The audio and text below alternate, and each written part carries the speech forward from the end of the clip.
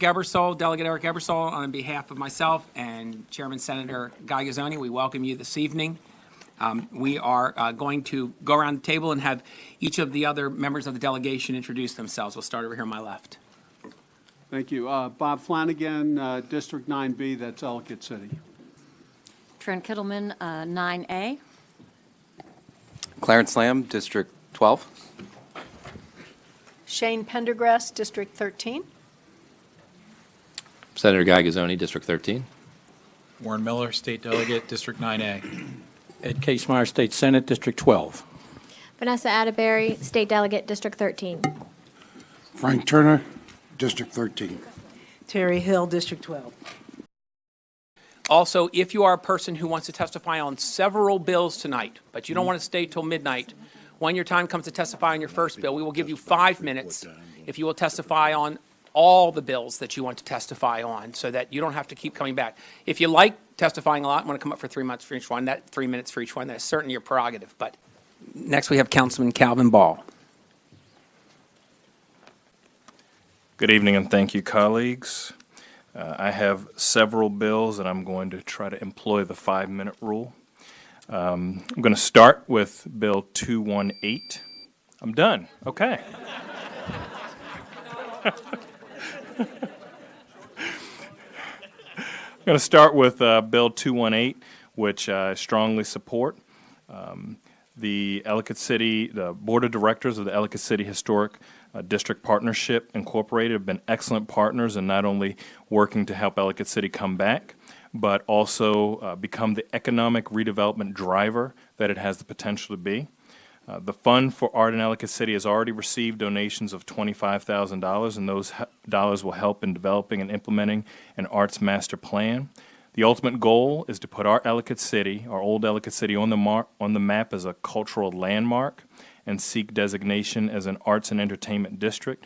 This funding is critical investment, and I appreciate your support. Bill 4-18. Strongly support this. This money will be used as a grant for the Harriet Tubman Community Center. For too long, Tubman alumni have asked the county school system to turn over the building so it can become a cultural center. Now that turnover has been accomplished, the bond funding will be used to start the renovation process. This funding is more funding from the county is needed immediately. And I want to thank all of you for your partnership in getting us to this point, and I want to especially thank Delegate Turner for your leadership and vision in making this happen. Bill 10-18, which is a bill that Councilman Weinstein and I requested. This bill not only allows someone to stay in their dwelling, but in the county. And that expansion would allow us to help seniors who want to downsize and may live on fixed incomes, but still want to live in our county, stay in our county. Bill 13-18, strongly support this. This bill grants teachers the same tax exemption that's in place for other county public safety personnel and encourage more teachers to buy homes in Howard County where they work. And as an educator and father in the school system, I think this is the right thing to do. Bill 14-18, this is a loan assistance repayment program, and I think this is a creative tool to help our teachers pay back student loans, and I appreciate and applaud Delegate Atterbury for your vision. Bill 17-18, this increases the annual pay for the Board of Education. We really appreciate all the work that our board does in support of our children, and we know that oftentimes there are arduous hours as they work on our renowned school system. And frankly, diversity in our representative board is a goal that we should all be striving toward, and a reasonable salary helps encourage this.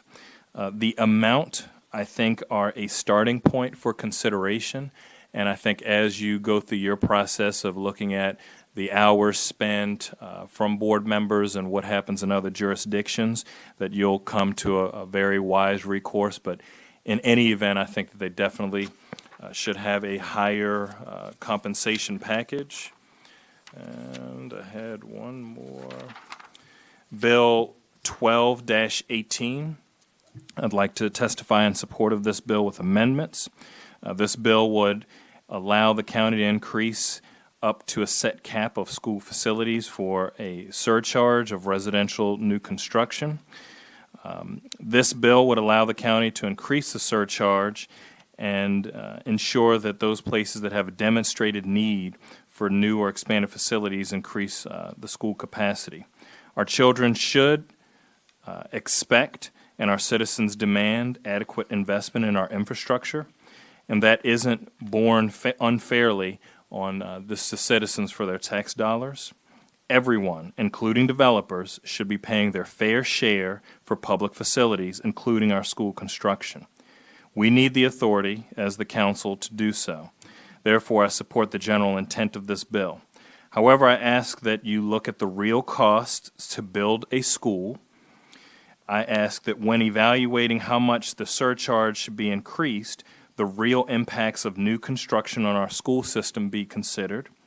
And I want you to also please consider how allowing school capacity to potentially reach 120% will affect the teaching and learning environment for our children and educators. A majority of the council reintroduced legislation for introduction in January, and I hope that you will consider that also. Thank you. Thank you. That concludes our testimony on, we have a question. We have a question. Delegate Flanagan. So 12-18 is supposed to fit with the Apfo bill, is that correct? 12-18 it came out of the Apfo committee a little over a year ago, I think it was. And so it is supposed to, however, this goes up to 120%. I don't think it needs to fit with the Apfo bill per se. I think that it can give the council or future councils the flexibility as construction costs are evaluated to ensure that the cost of a seat and how much new development is contributing to that cost be considered. Okay, so it's a standalone bill. Yes, it is a standalone bill. I mean, frankly, we came to a compromise through our Apfo bill. There were some who were looking at 100%, some who were looking at, higher. I am not sure 120% is the right amount. I think that's something that you all need to really take a close look at. And what is the timeline for the Apfo bill? It'll be reintroduced in January, so we should have it voted before you all are done with session. So it would be before the session is over, you should have your Apfo That's the ordinance hope. enacted. We have 3 council members, which is a majority, as sponsors, and we went through this process since last July. So I think the citizens have spoken, and we came to something that a majority of the council could support. Thank you. Any other questions? Okay, thank you for your testimony. Thank you.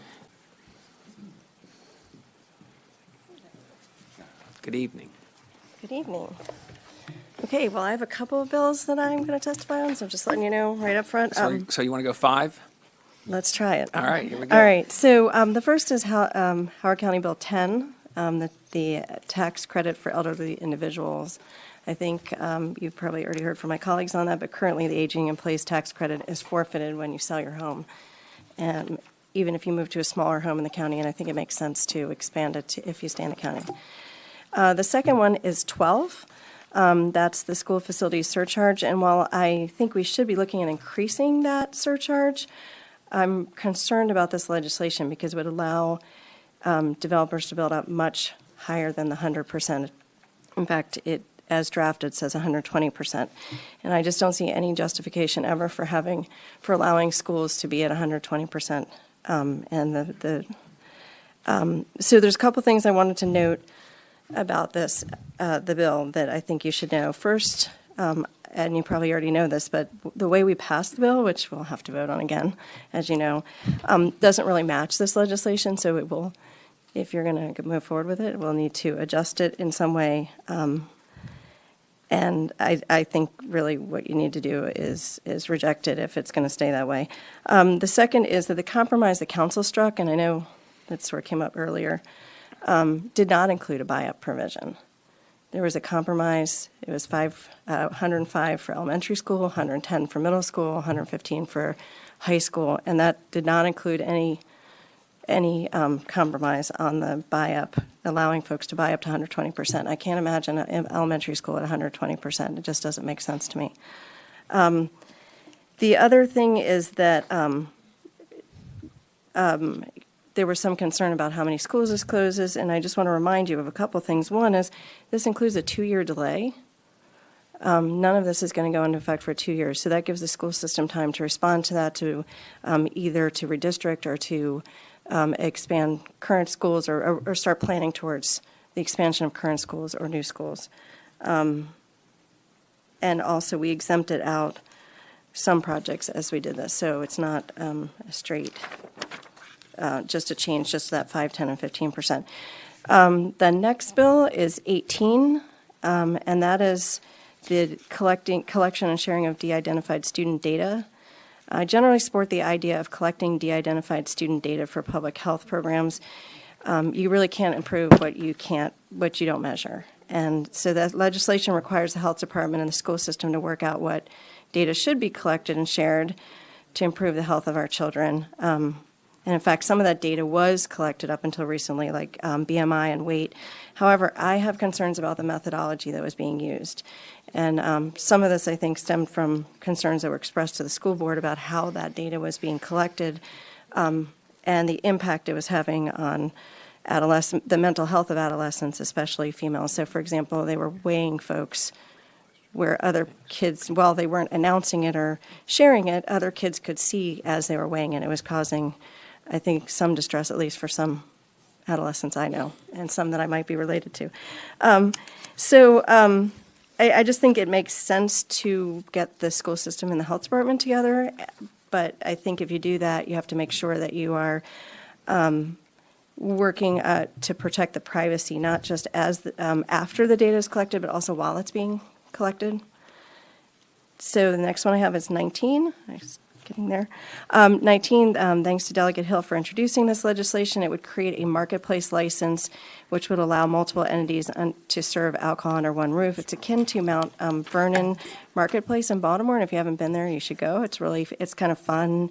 It's kind of a fun, cool place. It has a good vibe, and I think it makes a lot of sense. And I know Inner Arbor wants to create a place like that when they do the Butterfly. And that's why I support that legislation. This is 20. Again, thanks to Delegate Hill for introducing this one. This legislation allows both festivals at Meriwether Post Pavilion and cultural events held by Inner Arbor and other arts groups to allow for alcohol consumption on Inner Arbor premises. For the handful of events that Meriwether conducts each year that extend onto the Inner Arbor premises, while still allowing, well, I said that already. Okay, so you may want to look also at expanding, and I don't know, I guess you can talk to the folks from Meriwether to allow them to also serve alcohol in Inner Arbor premises. This would just allow it to be consumed on Inner Arbor premises as drafted. I have 10 seconds, so I will just say number 21 corrects an error, and it makes sense to do it. Thank you. Nicely done. All right. We have a couple questions. Delegate Miller? Yeah. Just a brief question on House Bill 1218, the surcharge bill. Mm-hmm. When you're talking school capacity ratios, are you using the federal, state, or county capacity County. number?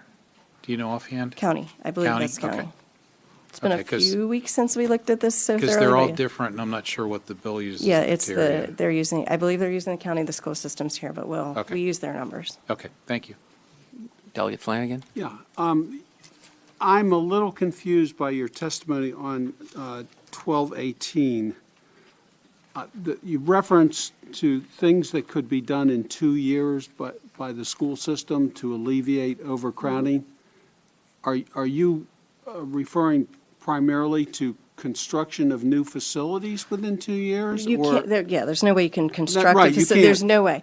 But what Right. you're looking at is 2 years. First of all, this is till you're planning for it. So what's planned for goes into the chart as OCIP. So if they have a capital improvement project, that opens the school up. So if they have a capital improvement project in the works that could open the school, that would open it up. So you have 2 years till this goes into effect, and then we're looking at 3 years out. Yeah, I mean, I didn't want to, okay, let me just make sure I understand this, because we don't normally deal with the growth issue. We want to be Right. helpful here. The planning process is what? It's like a 6-year process, isn't it? Isn't it a So- 6-year funding, planning process? You mean for a For school a school, or for? for a new school. Like the new high school is going to be open in 2022. We've accelerated that. I Right. mean, I'm counting, that's at least 4 years, and I Right, assume so this that would give them there's been- 5, sorry. Pardon? This would give them 5, right? The 2 years till this is implemented in 3 years. It just Okay, needs to so- be in the planning. So, Doesn't need to be funded, it just needs to be planned, is my understanding. okay, so in terms of like helping a student who's like about ready to go into high school, I mean, really, that we're, You're not going to have the school. we're going to have to look at other alternatives if there are any. Because redistricting? we're not getting something built that, this is not going to force the construction of a new school in that timeline. I It mean, absolutely isn't, but if you They're make. going to be gone, they're going to be in college by then. Yes, but if you were to allow for, or the combination between you and us, allow for 120%, then their experience there is going to be in a very crowded school. And what this does is pauses development when that happens to allow for that planning. But there's already 5 years built into it. But there's still, you can't take them out of that school. I mean, so you're going to redistrict them, is that? The school system has a number of options, including redistricting, including expansion of an existing school, including a new school, and including some of the things No, that but we they're doing just- this year. I thought we just said that that the kids who are in that situation and in that predicament are not going to be assisted in the timeline that they're Right, in the school. right. So your only option then, in terms of alleviating those kids, this legislation would require redistricting. Delia, if I may? Yeah. Yeah, we're going to spend a lot of time on this in work session. I know you had a bunch of questions, and I think probably a lot of people have a lot of questions on this. And you're asking great questions and very important things. I don't know even if, I mean, the councilwoman obviously is very knowledgeable also. I think we need to bring in the planning people. I think this is something that we're going to have to spend some serious time on. Okay. Can we have the council people I'd be in happy as to be well? there. Absolutely. Good. Absolutely. Just one other point I'd like to make, and I mentioned this to Councilman Ball.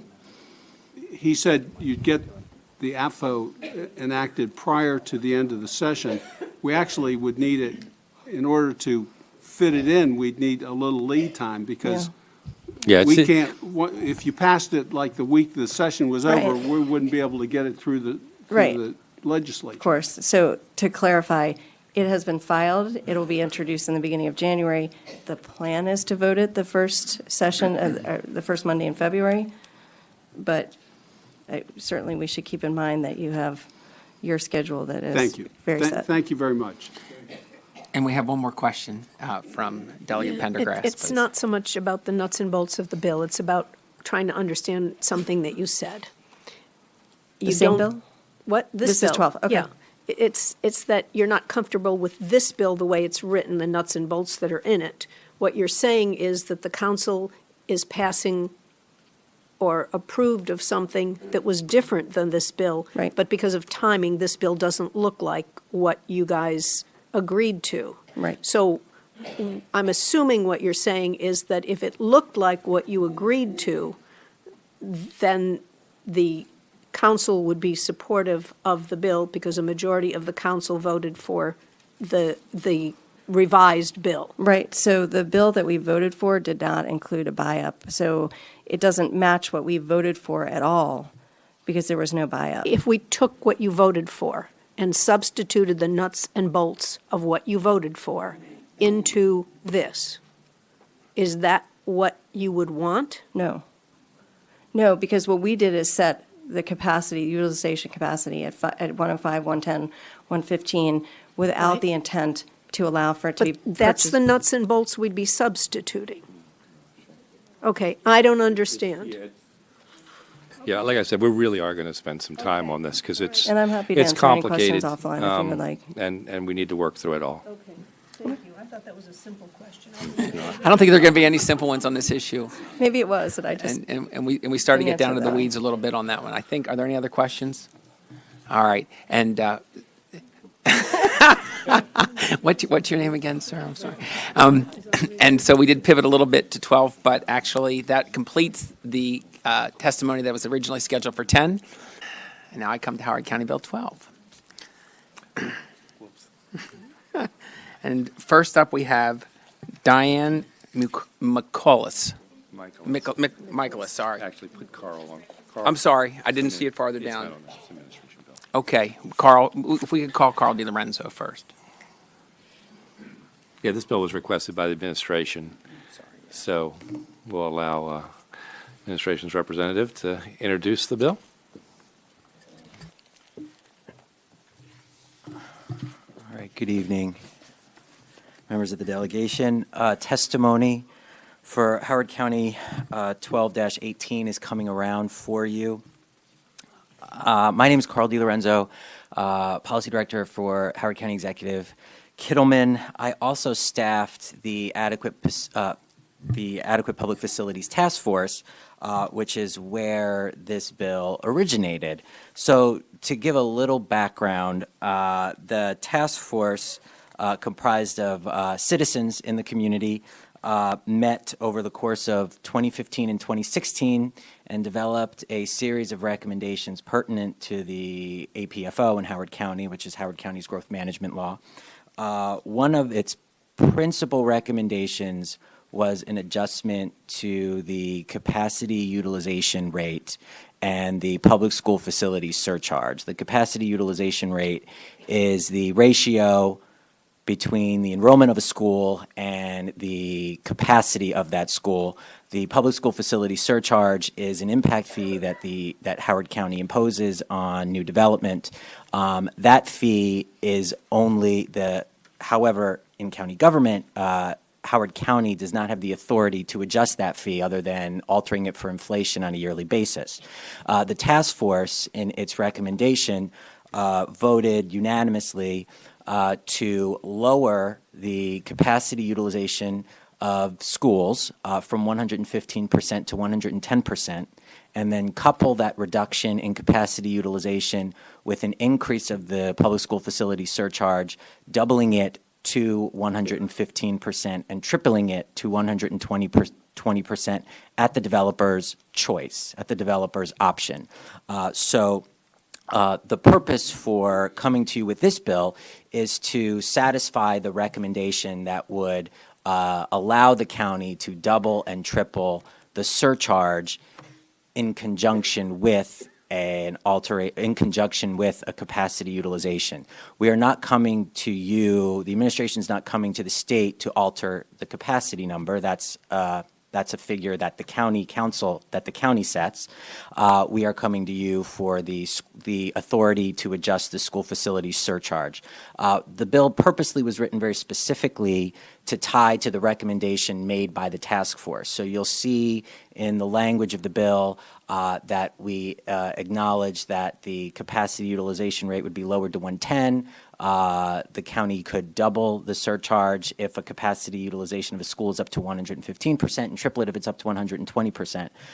We understand, and I understand why there's some confusion based on the questions earlier. The Apfo legislation is going to be the local Apfo legislation is going to be reintroduced by the county council in January of 2018, and it's expected that they will,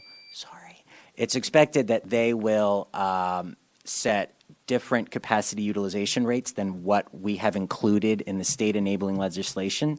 If that occurs, we would be happy to work with the state delegation to modify the state bill so that the concept remains where we are doubling and tripling the surcharge, but that it ties to the appropriate capacity utilization rate that is passed locally here in Howard County. So we understand there are some moving parts, both as the session progresses and as the legislative process for the local Apfo bill progresses in early 2018. But the administration's happy to work with you as those decisions get made, locally. That's kind of some context behind the purpose of the request, what we're asking you to decide on, and what is occurring locally that will impact your decision-making. I'm happy to take Thanks, and questions. we're going to have some here. Delegate Hill would like to ask a question. Yeah, and I'm just trying to I'm sorry, thanks for being here. I'm just trying to put together your explanation and some of the things that Councilwoman Teresa had mentioned. Can you just clarify for me, when it talks about if the projected enrollment lies between a certain amount? Correct. The developer can move forward. The projected enrollment, does that include projections including the new development? Or is that the projections of what the natural course would be without the new development? So when the county tests for school capacity, we receive an open-close chart, or the county receives an open-close chart from the Board of Education every year. And for example, we are in 2017. We have received an open and closed chart from the Board of Education in 2017, which the County Council adopts. We test 3 years from now. So we will test in the academic year or in the school year 2020, 2021. So it does not include the new development. Okay, so Oh, it does include, I apologize. The school board. Whatever is in the allocations pipeline is included. Thank you for that correction. But, Thank so you. I'm clear, so if I'm a developer, Mm-hmm. and I'm not in the open closed chart and the projections, and I come along and now I have a new development I want to do, if I pay whatever this fee is, so in other words, my numbers won't be added into the numbers, because that's not done every year, but I can now add additional students that will end up going to that school just by paying a fee. So I believe when the school board does its projections, allocations, all the allocations that are available in the general plan are factored in to the open-close chart. So if there are not allocations available for that development, then those allocations would not be factored into the calculation. And a developer cannot pass the schools test without also receiving allocations. That. And Delegate Pendergrass also has a question. So in 1990, we passed my bill that set up an adequate public facilities, and I would have said it was a commission, but maybe it was a task force, I don't recall. And I was trying to remember if Delegate Gazzoni worked for me at the time or if that predated him. That was just before you I came. don't think Delegate Atterbury was born. Yes, there is that.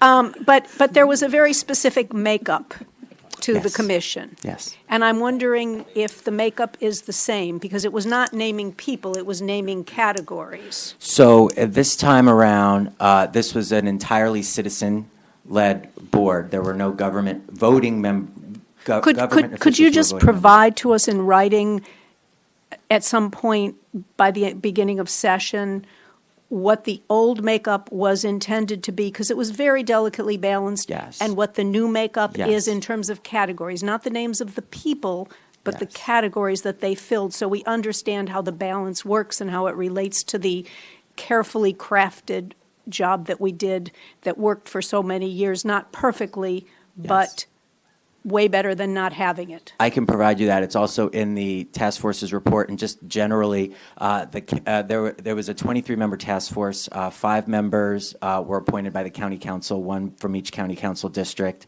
There were a number of members who were residents, community residents. There were a number of members who represented the building community. There were number of representatives representing the education community. I'd just really rather We'll see give it you the in list. writing, and I'd rather see it next to the chart of what it was originally Yes. in the legislation. That would be Yes. great. Thank you. We'll do that. Delegate Atterbury. Thank you. I have 2 quick questions, and I understand we're going to have a work session on this, which is what I need. But I have 3 kids. My oldest just entered the school system, and there are 7 kindergarten classes at that school. So my question is, if you could just tell me, what was the rationale between when the commission said, okay, well, the developer could pay triple the amount, the school reaches 120% capacity, then what? I mean, then what happens with all those kids? So what was the rationale behind it, and then what's supposed to happen with all those kids if the school's way over capacity? So I think the rationale was I think one of the first conclusions that the task, and I'm speaking as the staffer, so I'm kind of speaking to the conversations that I witnessed. I think the first concern that the task force had when looking at what the appropriate capacity utilization rate would be in conjunction with the fees that developers pay is that the fees in Howard County for impact fees, public school facilities, and roads, how do they compare with fees paid in other jurisdictions comparable to Howard County's size and demographics? And Howard County's fees are lower than surrounding jurisdictions in Maryland.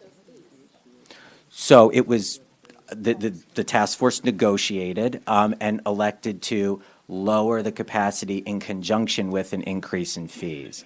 It was, I'll call it a compromise, I think, on the task force's part, that they both recognized a need to lower the capacity, but also generate more revenue for the county, and by generating additional revenue for the county, they tied it to elevating the capacity level.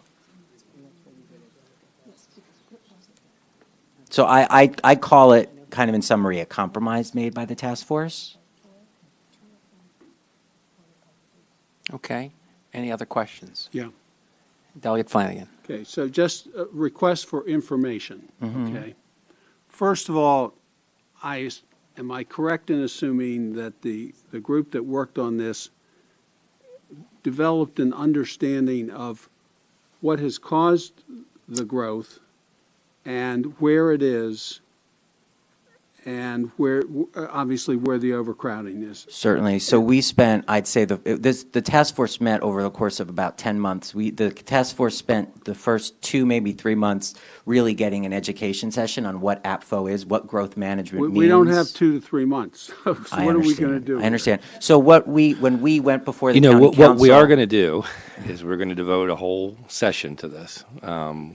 All right. Not tonight, though. Yeah, but we're all aware Because of we've the- got a of the lot of time people. constraints. Right, and we've Yeah. got a lot of people who want to testify tonight. That's a Okay. time constraint I'm this just evening. asking for information, Mr. No, absolutely. So Fair enough. whatever you can give us to help us understand what has happened with growth and the continuing prospects, I would like to have. Okay, secondly, I would like, have you done an analysis of the consequences if we didn't pass this bill? If the APFO was enacted and growth was limited, okay, or curtailed, or whatever the analysis indicates, whatever the bill is, or the ordinance is that they passed, have you done an analysis of the revenue stream that we're going to see or not see as a result of APFO if we don't pass this bill? We can provide that to you. We can also provide to you what current growth management protocols have resulted in terms of growth in the county, which we presented to the county council, so we have that information, yes. Okay, but, I mean, this is very important for us. If we need to pass a bill, we need to see why. Yes. We need to see what the revenue economic and fiscal consequences impacts are, Because yes. 2/3 of our county budget goes to education. That's correct. Okay. All right, thanks. We have one more question. Delegate Hill has a question. Thank you. I think in response to Delegate Atterbury's question, you mentioned that one of the things the task force did was compare what our public facility surcharge is to other jurisdictions. Correct. In that process, was there also a comparison of what our charge was to what the actual cost of the additional, What the cost of a seat, the seat and the sure. roads and the new, whatever else it's going to cost? That conversation occurred more during the county council work sessions. The county council really asked a lot of questions pertinent to that, Okay. meaning what is the cost Right. of construction and how does that equate on a per capita Right, basis but when to you a talked student about basis? doubling or tripling, was there any measure to look at, does doubling or tripling actually approach the cost, exceed the cost, or match the cost of those additional bodies? I don't believe the decision to double and triple was made with that specific goal in mind. It's certainly, based on the analysis that we did for the county council this past year during work sessions, doubling and tripling the fee does not equal the cost of a new seat. That was clear, I think, to the task force, but that was not what was driving their decision. Delegate Turner has a question also. Question. So if we've lowered the capacity and we've increased the fees, yet at the same time, they exceed, the number of students exceed what this lower capacity is. Where do they go? Where do those students go? We're just going to exceed the lower capacity. So there are a number of schools in Howard County right now that, on the Howard County's open close chart, that show capacity over 100%. And that is a process that's currently managed right now by the school system. We had school system representatives on the task force to speak to school planning and how schools manage capacity within the school at various capacity levels, and those discussions factored into the task force's vote. All right. Thank you. Okay, thank you very much. Now you've warmed up the seat well, and I get a second try. I get a do-over on the name Diane Michaelis.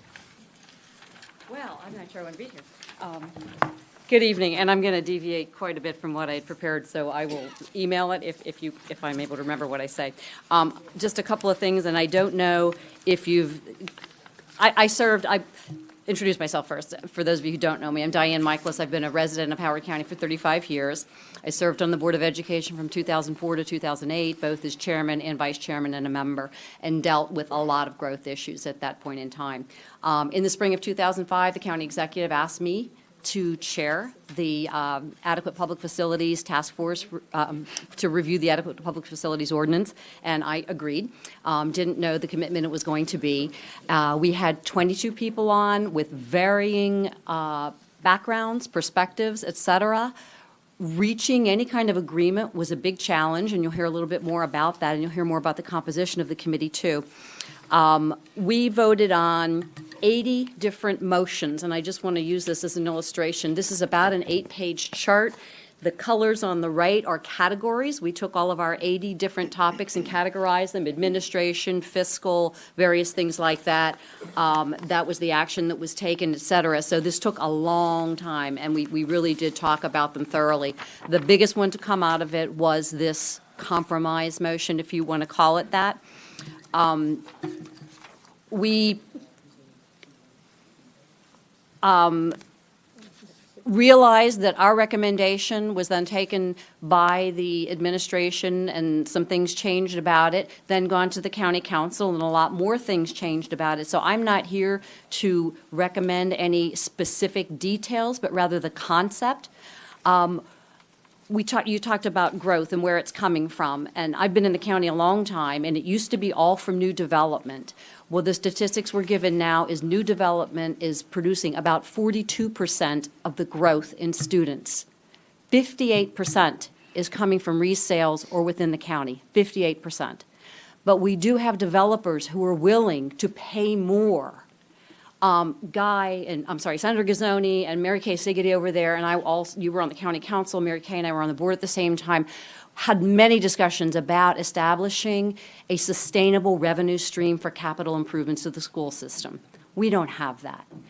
So my view on this is kind of, if the developers are willing to put up more, let's take it. It's only 42% of the growth. We still have 58% to account for. So when you talk about the cost of a seat equaling a developer's fee, it's not apples to apples. Most of those seats are going to children who are coming from other sources, or many of them are, put it that way.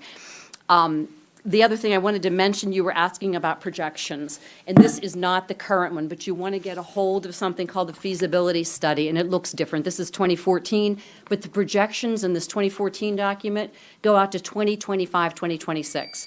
And the numbers included in there are, as Carl was saying, anything that is in the pipeline. So you can look at these numbers, and yes, they become less and less certain the further out to the right you go. But get the current charts of this and have somebody explain them to you, like Renee Kamen from the school system. So I'm sorry, that's all the time, and there are many more to follow me, so I'm sure you'll have a good time. If you have any questions, I will try to answer. Or you can listen to other people. I don't see any. Thank you very much. Cole Schnorf next, followed by Harry Hodgo.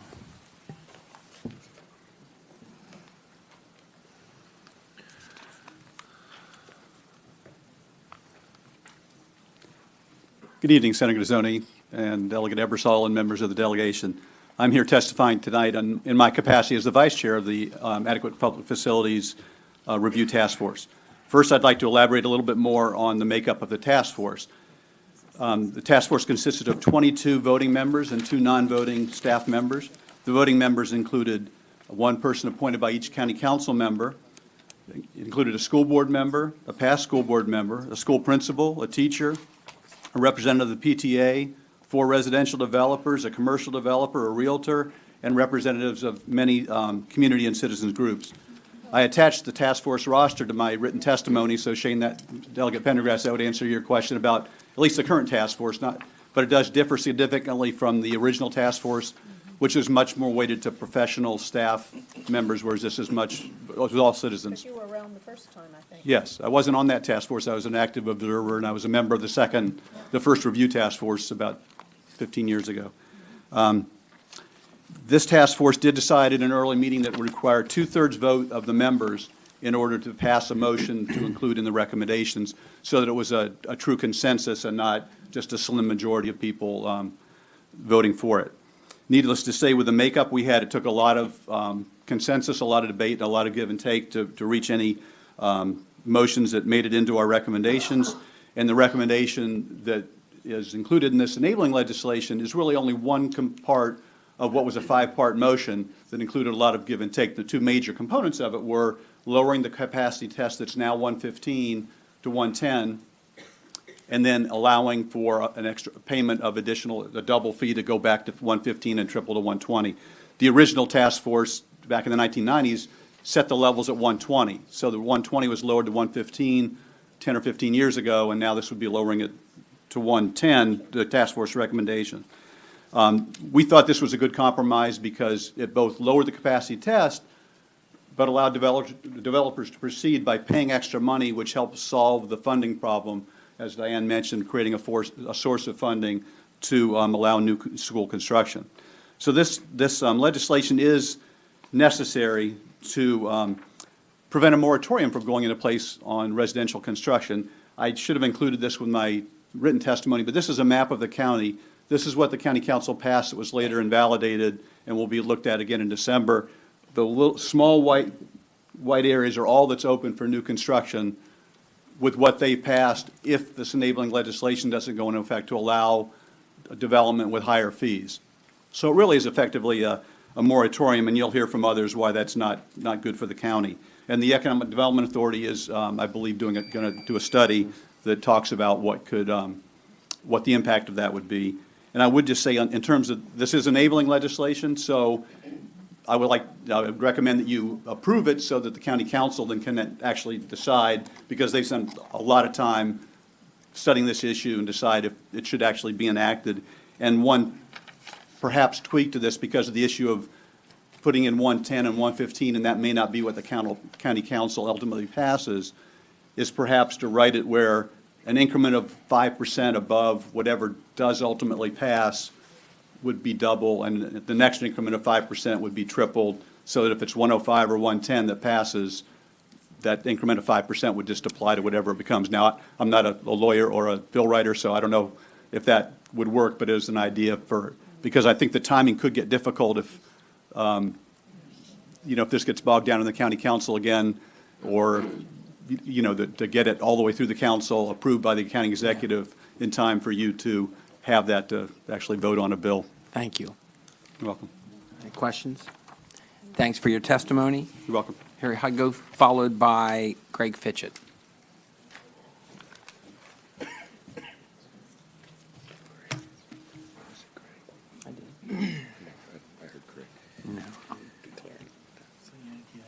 Good evening, members of the Howard County Delegation. My name is Hori Hadgu, and I'm a Howard County resident. I'm here to testify on the proposal to amend the school surcharge fee structure. It is no secret that Howard County taxpayers have been subsidizing developer profits for many years. The question is by how much? According to the county's own analysis, between 2014 and 2017, developers paid an average of $6.7 million in annual school surcharge fees. During the same time frame, the county spent an average of $14 million annually on new school construction expenses. This annual figure is expected to more than double to nearly $32 million per year over the next 10 years. I think the existing fee structure, including the proposed amendments, will continue to saddle the taxpayer with the costs. In addition to the tangible costs that I stated, school overcrowding leads to additional strains in the community. While we subsidize profits to those who don't need it, our ability to deliver quality services diminish. This leads us to punish our teachers and school staff as financial constraints lead to protracted negotiations over wages and benefits. We've also seen these adverse impacts play out through the redistricting process as certain conflicts flared between communities.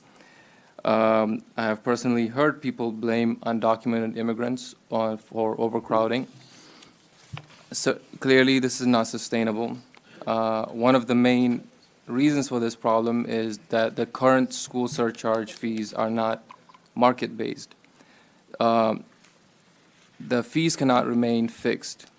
I think low rates have resulted in market distortions and created opportunities for developers to pocket more of the money they would have paid to mitigate overcrowding. I think the base school surcharge fee should be changed to reflect market rates. Furthermore, the proposal to double or triple the base rate should also be changed. None of these proposals have any basis on data, economics, or any semblance of market analysis.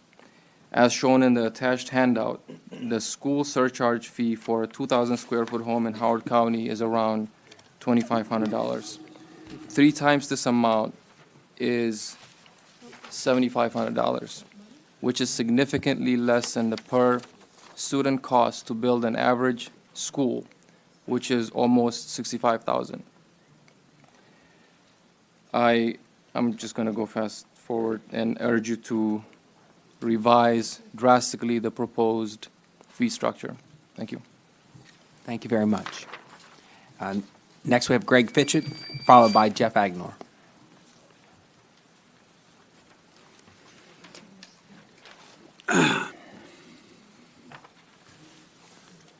Good evening, Senator Gazzoni, Delegate Ebersole, and members of the delegation. My name is Greg Fitchett, Senior Vice President of Development for the Howard Hughes Corporation, and also the father of 2 young children in the Howard County Public School System.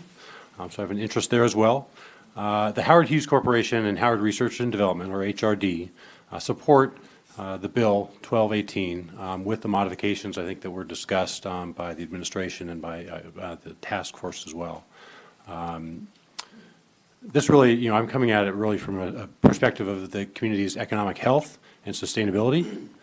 In downtown Columbia so far, we've had success with attracting major employers, Tenable, Pearson, and MedStar. These are the employers of the future.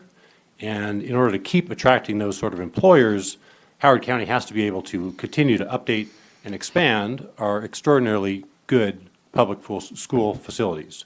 And we must have the funding to be able to pay for those expansions and updates. We also have to be able to produce new housing supply of all types, including market rate and affordable, both multifamily and new single-family homes. All of these factors have to be in place if Howard County is going to continue to appeal to leading businesses and organizations as a destination of choice. Major employers make their location decisions in large part based on what will make them successful in keeping their existing workforce, as well as attracting the talent they need to compete and succeed in the marketplace. Having a range of housing choices, including the choice of buying a new home, is essential to recruiting and retaining our major employers in the county. This legislation would provide increased funding for our schools and promote the economic health and sustainability of our community, so I urge you to support it. Thank you. Thank you very much. Do we have a question? Yes, Delegate Turner. At these impact fees? Hey, Mike. So you've had a chance to look at the impact fees for housing, have you not? I wouldn't say that I have anywhere near the level of familiarity that many folks in this room do. Well, then I'll tell you what they are. Howard County is $2,500, the impact fee, and we could look at a place like Carolina County, which is $5,000. Hartford County is $6,000. Wouldn't you say that ours is pretty low? And Montgomery County is $26,000. So would you say ours is pretty low? Based on what you're telling me, ours was lower, yes. And you think it should be raised? This legislation does suggest the ability to triple or double or triple those fees. We're supporting that. I think the proper level, what is the right number? I think there has to be a more detailed analysis to determine that. I think it is important to consider that, as was mentioned previously, much of the new growth is coming not from new development, but also coming from the resale of existing homes. And the idea that, a $2,500 fee, that's relative to, the number of students that are generated by a new house. And that also varies determined by the type of housing that's created, whether it's a single-family home, whether it's a townhome, whether it's a multifamily residence. So there are a lot of factors that I think have to be taken into consideration. I just wanted to get your impression because, I think it's very, very low and I think it needs to go up. And it's nice to hear that Howard Hughes Corporation agrees with me. Thank you. For what that's worth, thank you very much. Next testifies Jeff Agnor, followed by Karina Fisher.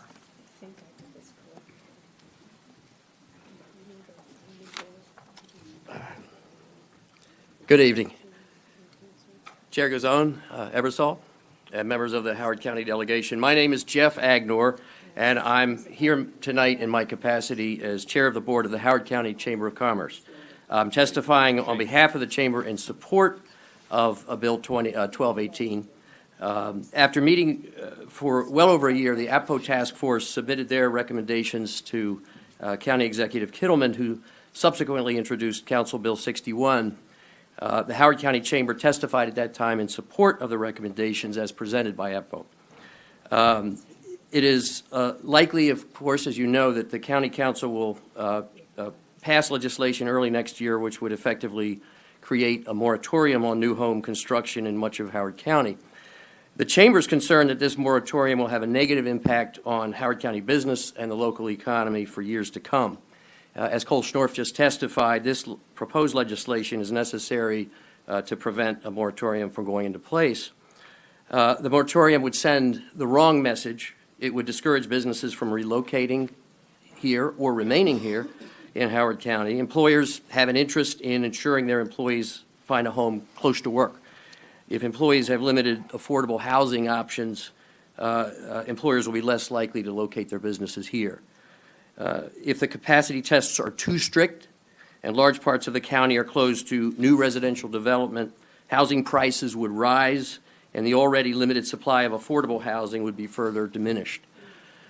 Areas slated for much-needed redevelopment, such as Longreach, would be impacted as well, since residential development is a major component of most 21st century redevelopment efforts. The Chamber understands that school crowding is a major concern to most Howard County residents, but stopping development will not solve those challenges. Instead, a development moratorium would result in reduced tax revenue and the ability to fund future educational facilities. In summary, our members strongly believe that a moratorium on residential growth is just bad public policy. So, of course, it's important to note that we're not asking the delegation to wade into this ongoing debate over Apfo. What we're asking for is you approve this legislation, which would give the county council the ability, not the obligation, to increase the school facilities surcharge. It would give the county council the flexibility it needs to address this critical issue. Thank you for your consideration. Thank you for your testimony. Are there questions? All right, thank you. Thank you. Karina Fisher, followed by Jen Spiegel.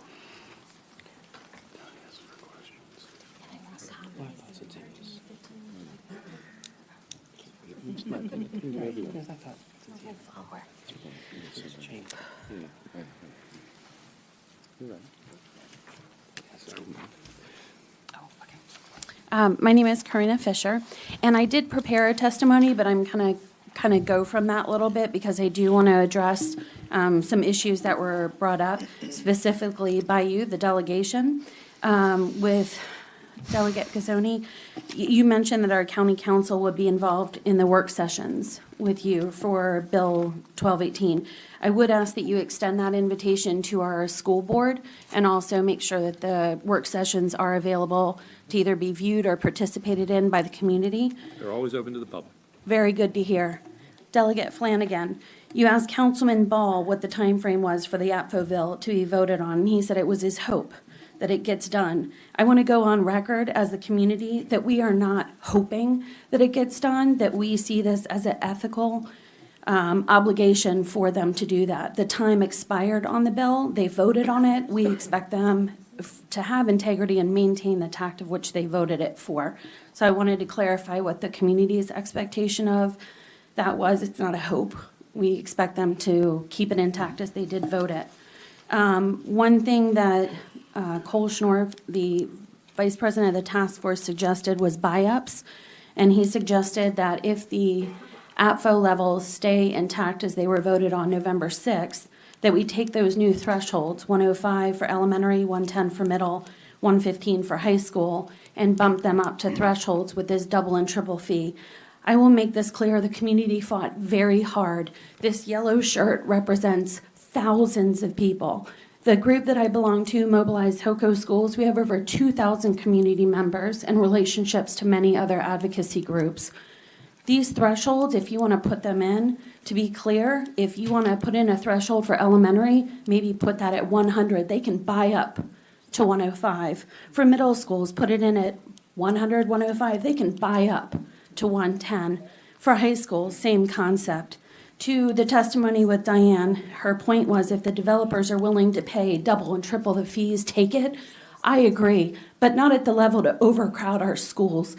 Those levels, Delegate Turner, our levels are low. They're a disgrace, as a matter of fact. So those double and triple fees should be the baseline of what we're charging for the school fees as the cost. The cost right now for elementary school, 43, for example, will demand $73,600 per seat as the premium. What we don't want to see is the children in portables in this county. They are substandard learning environments for these kids. Our children deserve seats inside the schools that they attend. No more parents should have to cry after learning that their little girl got locked out of her school while in transit from a portable. I have so much to say to you after 5 months of bleeding for this community. Please do not allow them to continue to overcrowd our schools for profit. Thank you. Thank you for your testimony. Jen Spiegel, followed by Melissa Kistler.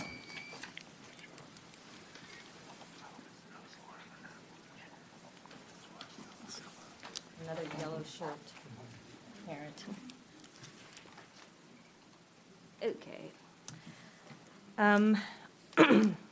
Imagine a county school system where every child has a seat and a desk in a classroom, where they can learn in a nurturing environment with enough textbooks and supplies, where they can play outside on their playground, where they can navigate the hallways between classes in a safe manner.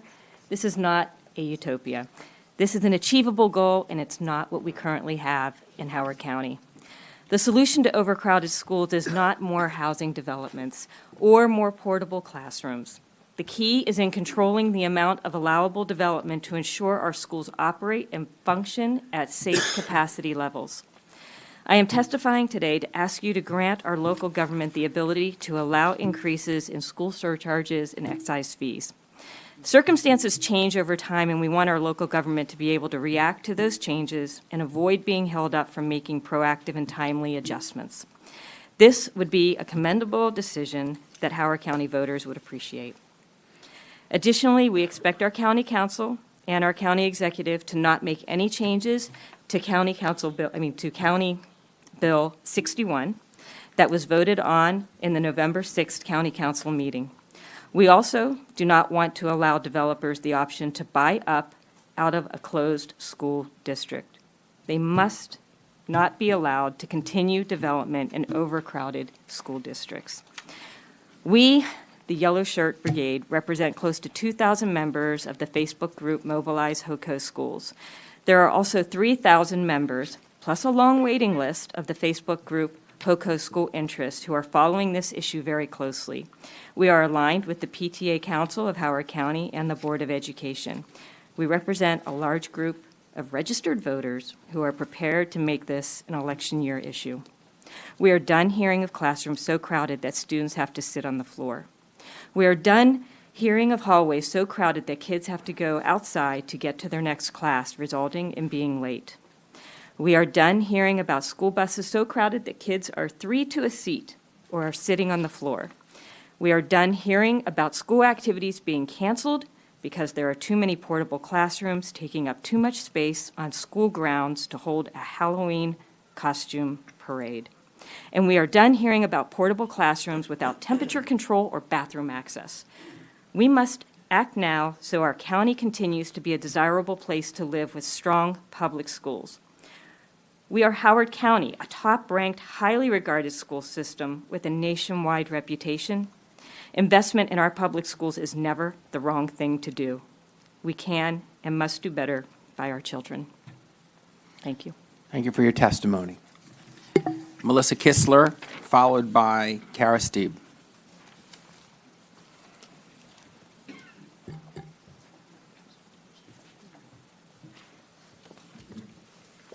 Hi, thank you for the opportunity to speak here. I'll try to keep it short. What I wanted to say is going to echo the sentiments from those you've already heard from, Councilman Ball, Teresa, and a lot of my fellow Howard County parents back here.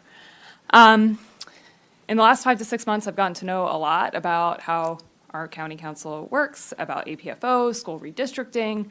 It's been a learning experience. And the Bill 12-18 certainly goes along with some of these concerns. Like you've heard, one concern I have is that it doesn't align with what should be passed in the new year with County Bill 61. Citizens fought very hard for the amendments that were made and voted on, but unfortunately the vote was invalid. But we do expect that to go through as the majority of the council voted for it. The other concern I have with 12-18 is the buyout concern. Schools should, obviously developers are willing to pay more with these buyout fees, with doubling and tripling costs. So to me, the surcharges should just be what they are. So they should be higher. So if they're willing to pay double or triple, why not start there? That's what makes sense. Start there. If that's what they're willing to pay, that's what they should pay up front. You've seen the data. Our fees are low. They should, student seats should be at fair market value. It seems pretty simple to me. In the end, infrastructure legislation should not be about allowing developers to continue to build for more money. It should be about the safety of citizens and well-planned growth with developers paying a fair market price. I don't think that's an unreasonable request, and that's really all that I'm asking for. Thank you for your testimony. Kara Steeb, followed by Vlad Petra Gennaro. Good evening. I'm a mom with a child in preschool and one at Northfield Elementary just down the road. I've lived in Ellicott City my entire life and have witnessed firsthand our countryside turn steadily into urban sprawl. I spent the spring and summer watching, supporting, and advocating for the strengthening of Apfo. I was very disappointed to learn that the vote for the Apfo amendment on November 6 was invalid because of calendar mismanagement. But I'm expecting that our county council will act ethically and uphold what was decided on during the legislative hearing. With that being said, these new Apfo thresholds will eventually be in place. Although I personally don't feel that these thresholds are still too high, I'm not here to debate them as I know that's not your purpose for being here today. I'm here to ask that you consider what you do have authority over. First, our county needs to have the legislative authority to adjust our excise fees / school surcharges so that our county can react as quickly as possible to change. How long does it take for these developer fees to eventually turn into a new school? As an example, let's consider our newly fast-tracked high school number 13. It was promised years ago, but it's just recently been fast-tracked, and the time frame is 2022. During this period, developers will continue to steadily purchase the land, navigate the process for new developments, build new homes, and sell to families eager to take advantage of the benefits our county has to offer, to include schools. There's nothing necessarily wrong with that process, but there is an issue with the rate at which this occurs compared to the rate at which we, as a county, can react. With the rate at which new developments appear, we as a county need to recognize the needs for more schools, identify an appropriate location, acquire the land, design, and build a school that can support the demand for its district, both at that time and in the time to come. And if you do not give that authority to our county, then I'm asking you to increase our excise fees and school facility surcharges to fair market value. The idea that a developer should only be required to pay fair market value or close to it only when there is construction projects going forward after they have exhausted the wait time is ludicrous. With this concept, we are collecting the fair market value of a school seat at a time when our children's welfare and safety is being compromised. Howard County is doing business backwards, and our kids and families are suffering for it. As a taxpayer, I pay a premium to live here, and it should be no different for developers to be held to the same financial standard. Developers should have to pay the fair market value for each school seat that they produce, not just for ones that overcrowd our schools. Just the fact that developers agreed to pay 2 and 3 times the base fee during the Apfo Task Force negotiation meeting should tell you just how low the fees are. In conclusion, if we develop too quickly, we exhaust our options for locations to build necessary schools because the space is either already built upon, has been set aside for public parks, or it's cost prohibitive. One day, Howard County will be 100% utilized. We need to be prepared. Thank you for coming here tonight, and I look forward to a commendable decision being rendered. Thank you for your testimony. Vlad Petron-Generu, followed by Lisa Markovitz. Good evening. So I just want to share with you guys a perspective of a relatively new resident here, the county, and a parent of 2 small children that are their whole schooling ahead of them. So according to niche.com, Howard County ranks as the #1 county in the nation for best public schools in America, out of 2,770 counties evaluated. The #2 county in the nation for the best counties to live in and best counties for families categories. Clearly, Howard County has a reputation of a great place to live and raise kids, and that is certainly a factor in people's decision to move here. What I found very surprising is that despite its reputation, the county has not been managing development in a sustainable fashion and has been forced to sacrifice the quality of our children's education for developer profits. This can be largely attributed to the handcuffs that currently restrict the county council from raising sufficient fees from new developments to fund the additional infrastructure necessary to accommodate the associated growth. The data is clear that the county is collecting at least 2 and likely 3 times less in fees than what market will support from developers, and even a smaller fraction when considering the true cost of additional infrastructure needed to sustain this development. Raising taxes current citizens to compensate for this imbalance is also politically unappealing.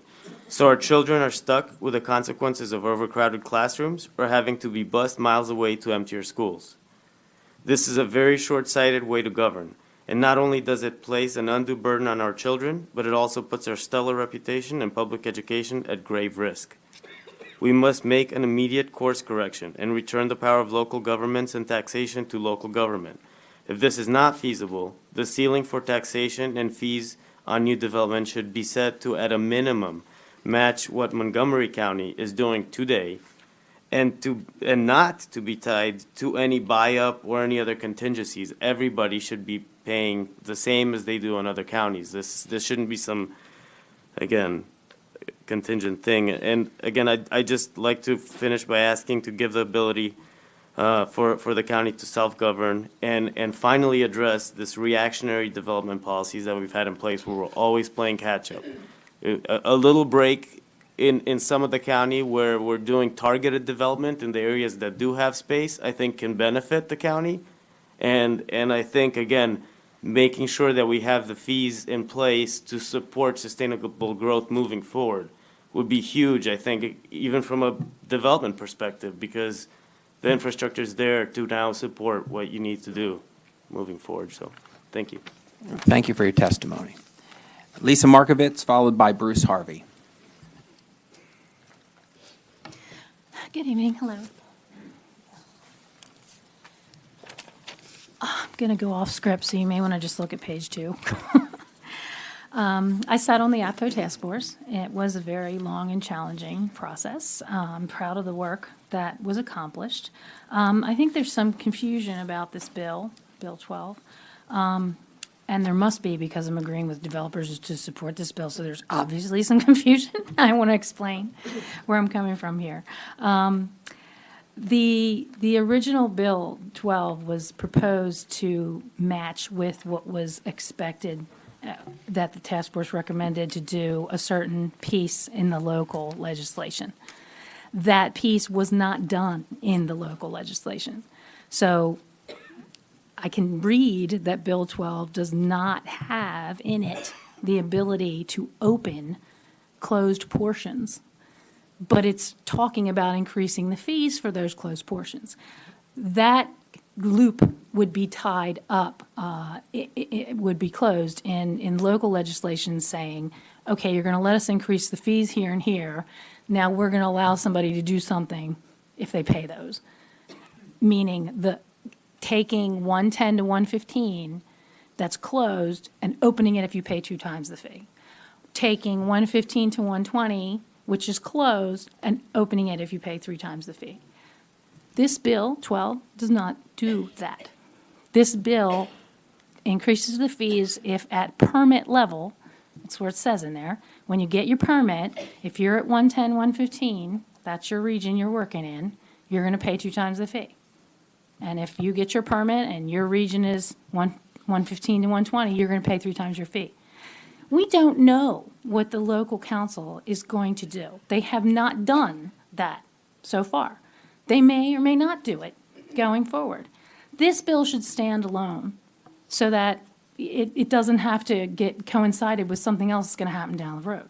So if it's going to stand alone, I suggest that instead of 115 to 120, do you really want somebody who's at 125, 130, 150 to pay the normal rate and not pay an increase? It makes no sense. This bill has to make some sense and stand alone. And to do that, I'm saying, take the second sentence where it's 115 to 120, say over 115, pays 3 times, right? Makes sense for people who are going to build in high, crowded places to pay more money. And then, they're not going to allow them to just pay out no matter what up the wazoo. So you don't have to worry about that being a detriment here. So just have it make sense so that it can be implemented. And then what they do from there, they can do from there. So that's what I'm suggesting. Take that edit, 115 to 120, and make it over 115 so that you're covered with everybody having a fair amount, the developers having a fair amount to pay where they're sitting. Can I just tell you what this is that I've handed you, please? This second sheet, I think you already have it. It's basically just saying what the fees are in other counties and what they are here. Okay, good. Well, that's good information. Thank you. Yeah. And thank you for your testimony. Sure. We got a question. Yeah, Delegate Hill. Thank you. Thank you for your time on the task force and for helping to clarify some things here. I think from some of the other testimony, some people even take issue with, and I may have raised some question to this, why are we saying only triple? Do you have any feeling about whether that is a ceiling that is too low? In other words, if you're going to give the county the power to I move the think fee. when you're looking at maybe that specific vehicle of the taxes, the surcharges, maybe there's an amount that is considered too much. But if you were to allow the charging of an impact fee, obviously this chart, you can see that there haven't been risks with that in other counties. So you'd have you could have a vehicle where you allowed an impact fee to be charged, or you could have the vehicle of, well, how high do we want to place these excise taxes? And some of them, they have certain caps. I think maybe you should look into with state issues.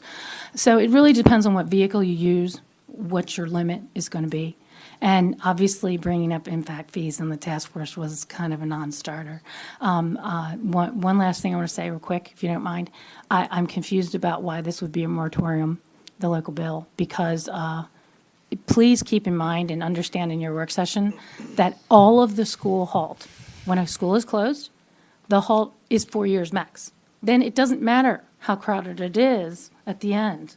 They go forward no matter what. So I don't understand why a capacity reduction of 5 and 10% here and there is a moratorium, because it's a limited halt wait. So it's not really a moratorium, I believe. All right, thank you very much. Okay, Bruce thanks. Harvey, followed by Josh Greenfeld.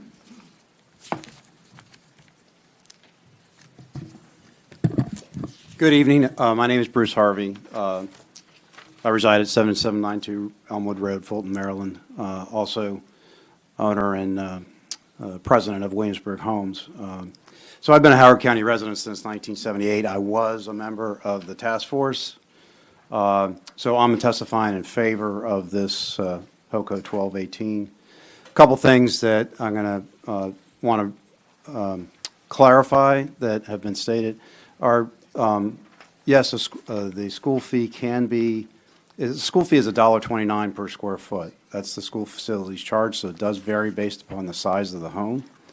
And also you got to realize that the way that Howard County calculates habitable square footage is not what we all call square footage.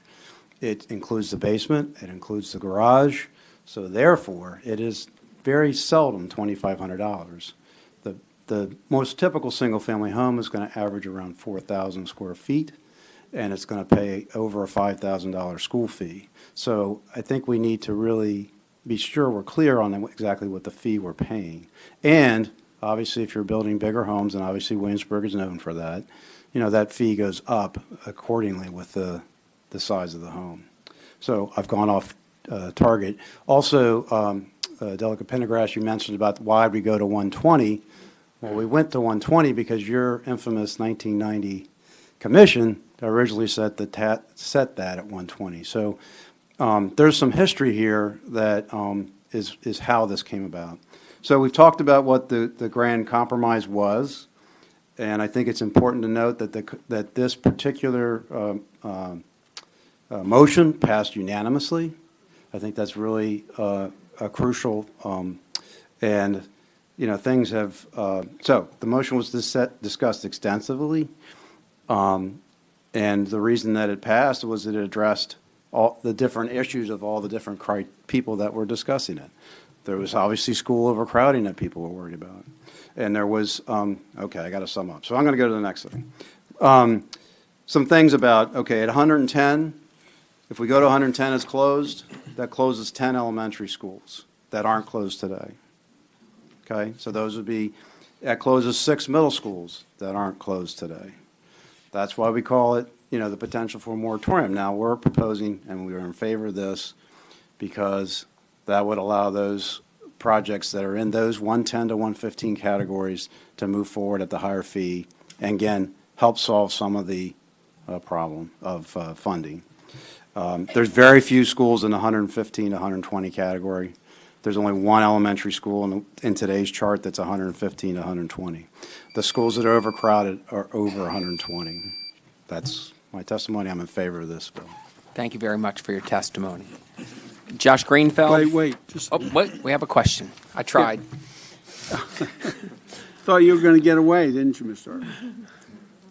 No. Would you clarify this next to last paragraph in your, about the schools that are at various levels and I just was, anyway, so let me try to clarify. Today's open-closed chart that's currently been passed, it's passed in July of this year by the council. Again, today we work with 115%.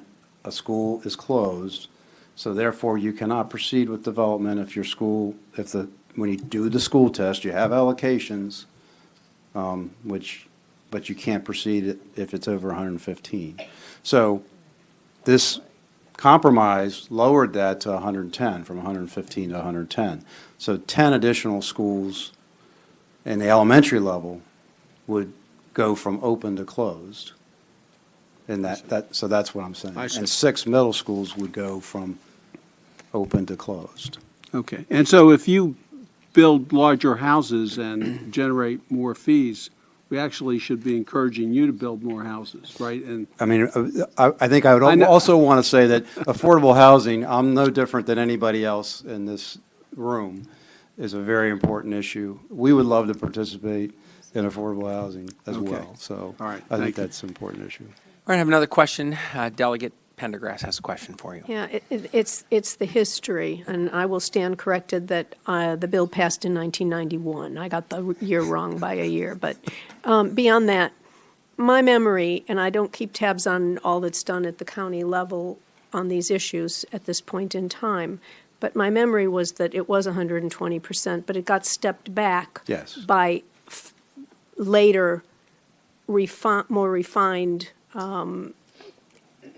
study, because it was demonstrated that 120 was not the right number. And so the community came up with a different number. And was that number 115? That number's 115. That's what the current law is. For high schools? No, it's for, again, we do not have a high school test today. Oh, we okay? don't. That's why I didn't put those statistics in. The bill that was put forward by the council earlier with the amendments included a high school test. Let's just go back to, it went from 120 at what level? Elementary or middle?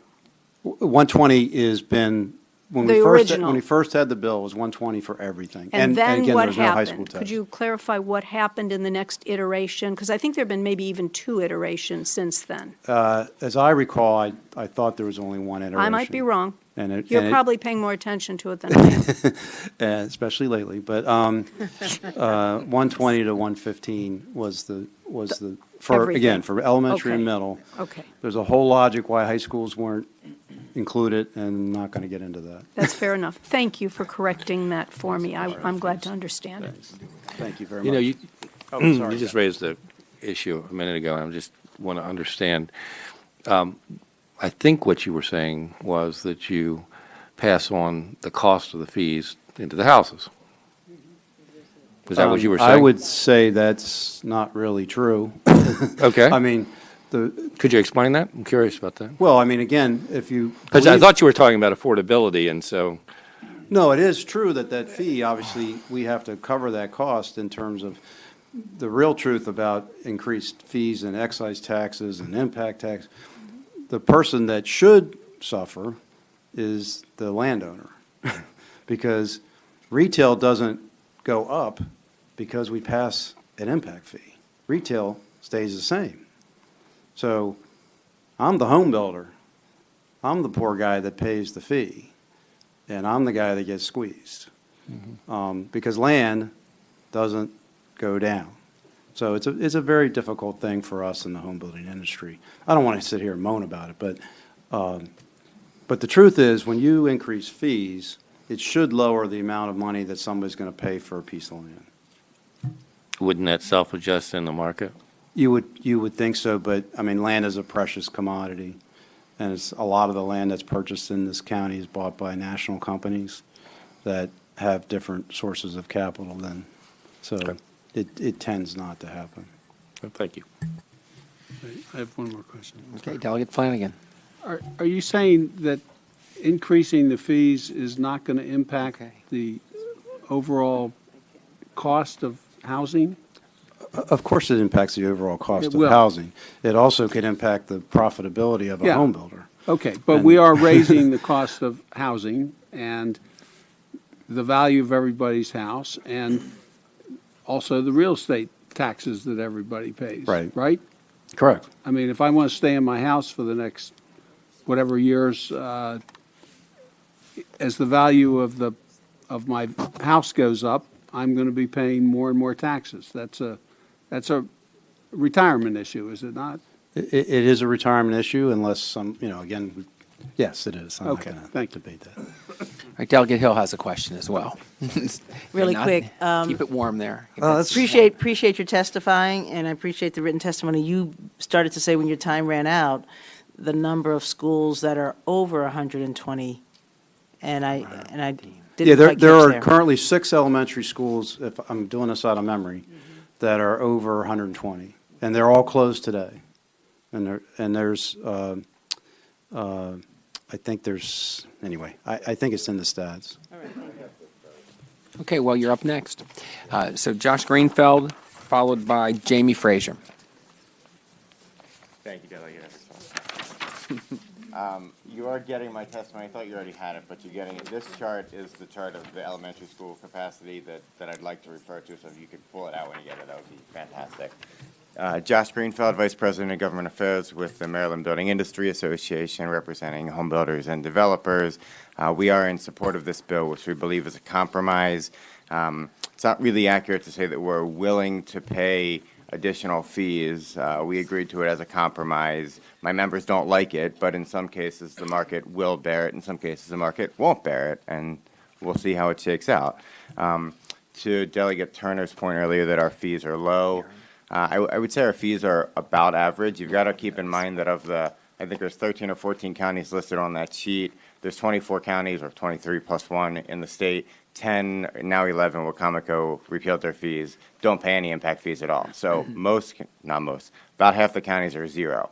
So it's not exactly right to say that we're low, and I don't know if we really want to be Montgomery County anyway. But anyway, the county council appears to be willing to pass Council Bill 61, which will create this situation you guys have seen on the map. It is pretty much a full development moratorium except for the rural west.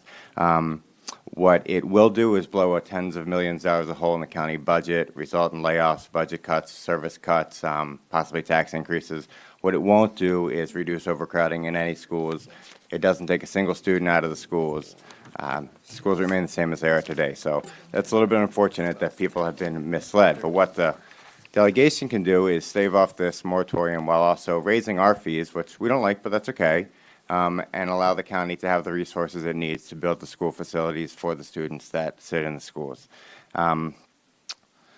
The county's own data, which is this chart here that I hope some of you are looking at, shows that the overcrowding that we do have in schools, which we do recognize exists and we want to help out with, is not caused by new development. You'll see in the schools that are red, which is 7 schools over 115%. There's been almost no new units built. However, capacity continues to increase there, students continue to increase. It's driven by resales of existing homes, not new development. So that means that there's 2 ways for us to get out of this hole. One is to build new schools, and the other is to redistrict. Unfortunately, the Board of Education has abdicated its responsibility, has not redistricted in well over a decade, had the opportunity to do so again, promised they would do it. Last week, they voted to do about as minimal as they could do. So we can't count on them, and that's unfortunate because there are enough seats in the county to fit every single student who's in schools today. So it means we got to keep building schools. If we pass a moratorium, we can't build schools. The state, unfortunately, has to save the county, I guess, here and allow it to continue to move along. And with double and triple impact fees, we can have the funds necessary, as others have said, to build the schools that the students deserve and keep the county moving along in a way that will maintain its #1 schools in the state and in the nation, actually. So we support this bill. It's a super, super complicated issue. People spent a year discussing it. You guys don't usually deal with it. So if there's anything we can do to help understand or explain anything, I'm happy to meet with anybody for as long as it takes, because it's really, really complicated. Thank you for your testimony. Yeah. Just real quick on this chart. I just want to make sure. So so this is from the county, right? Yes, sir. And it's your interpretation of this that the numbers that are on the spikes, those are the amount of students attributable to new development? So those are actually the number of units that have been built in those districts, and you will see that Manor Woods has 360. So that's obviously a pretty big number. Manor Woods is exempt from Apfo from a time before I was even born that I don't understand, so that is an aberration. Other than that, you'll see that the units added are very low, and students added per unit is not the same as units added. So the students added in those districts is really, really minimal. Countywide average for students added is about 60% for resales, but in those schools that are crowded, you can see it would probably be, I don't have the number, 80, 90, 100%. Okay, thank you. I think Delegate Turner has a question. Sure. Yes. If we took all the impact fees throughout the ones that are listed on this chart and added in the other counties that pay no impact fees, the average then would be $5,700, much higher than the $2,500 that we currently pay. I don't know where that $2,500 number came from, Delegate. The average home in the county is about 4,000 square feet if you include basements and garages, which the county does, so that equals about a $5,000 fee. So again, it would be about average based on the county's data. Delegate Kittleman has a question as well. Thank you. Yeah, I'm looking at the map, and I'm a bit curious because I live 32 right down from 144, and I'm in the red zone. And The I know dark red zone? Pardon? All the dark red zone? Yeah, Okay. and all of the elementary schools in my area, Dayton Oaks and Triadelphia Ridge and West Friendship, are all under capacity. So why is that red? So. Not that you. Okay.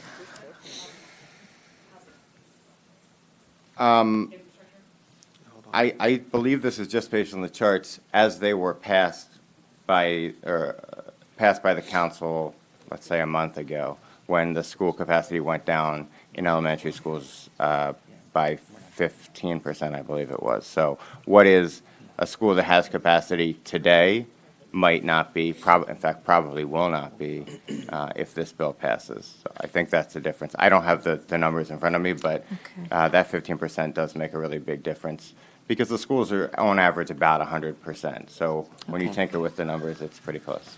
Thank you. Thank you. Good. All right. Thank you very much for your testimony. Jamie Fraser, followed by Steve Breeden. Hi, my name's Jamie Fraser. I'm going to be relatively brief because I believe most of what I would like to say has already been said. I also have the same map and the same data, and with my time, I'd be happy to answer any questions that you might have following up on that. Generally, what I'd want to point out is that I recognize you guys don't usually deal with growth issues as like what we're dealing with in Apfo. Apfo is obviously intended to offset the impact of development. It's not meant to fix every problem that exists. We agree. I agree. And I respect parents that are upset about overcrowded schools. But you don't fix that with Apfo because Apfo works. We have 2 units, 0 units, 0 units. You've got this one school where Apfo is not applicable. It's not going to be applicable anyway if you fix Apfo. So you have overcrowded schools. I agree with you. But lowering capacity only stops growth everywhere. It doesn't. The issue here is that you've got overcrowded schools and you're not growing it with new homes. You're growing it with people like the gentleman earlier who testified for stronger Apfo bill, but moved into a new house with 2 kids, or a resale. And he's absolutely okay to do that. That's fine. That's a good thing to do. But that's where the new students are coming in for your overcrowded schools. And saying that Apfo doesn't work, it's just hard to watch, and the misunderstanding of people's passion, which is well placed. I understand the passion, but blaming it on Apfo and doing something like this as a reaction, it's on par with putting a moratorium in Ellicott City after the flooding. It didn't make any sense. We had to go and explain it because the optics seemed like, okay, new development was causing flooding. But we had to study and explain it, and we had that go away.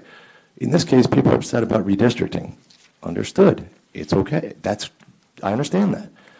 But shutting down the entire county for development is not really the solution. The solution is to force the school district to redistrict more frequently so it doesn't hurt so bad. Because you're going to get students moving in to existing homes, and your population densities are going to change. We also had other things that change population densities around the county that causes the need for redistricting. It's not only the growth. So that's kind of what I want to say. I told you I'd be brief, but I ran out of time. Thank you for your testimony. Steve Breeden, followed by John Start.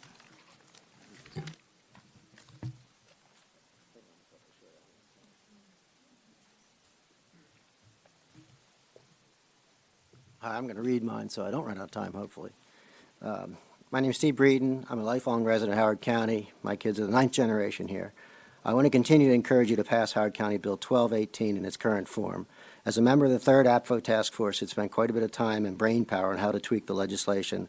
I support the committee's recommendation to pass this bill as an important part of how Apfo should move forward. As mentioned previously, Apfo has worked for the past 26 years, as there currently exists enough capacity countywide.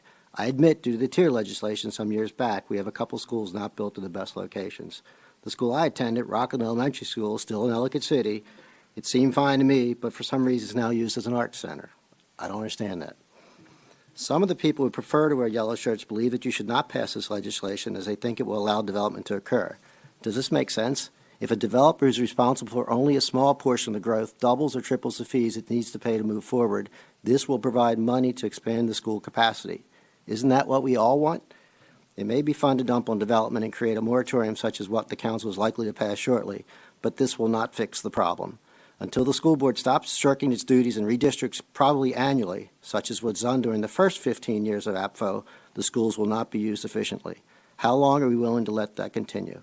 It's not fair for the two-thirds of the people in the county who don't have kids in the schools. As long as it's easier to pressure the county for new schools than to use the ones we have to their full capacity, then the redistricting won't occur. New schools cost, I'm guessing, $75 million or more. New single-family homes already pay $10,000 or more just in the school excise fee, depending upon the gross square footage, whether it's overcapacity or not. To double or triple this excise fee would be a huge help toward actually fixing the problem. Then the new homeowners will forever pay real estate taxes and piggyback taxes for the life of their home, just as the other two-thirds of the homeowners who don't use the schools already do. We all want good schools, and everyone knows Howard County has a reputation for good schools.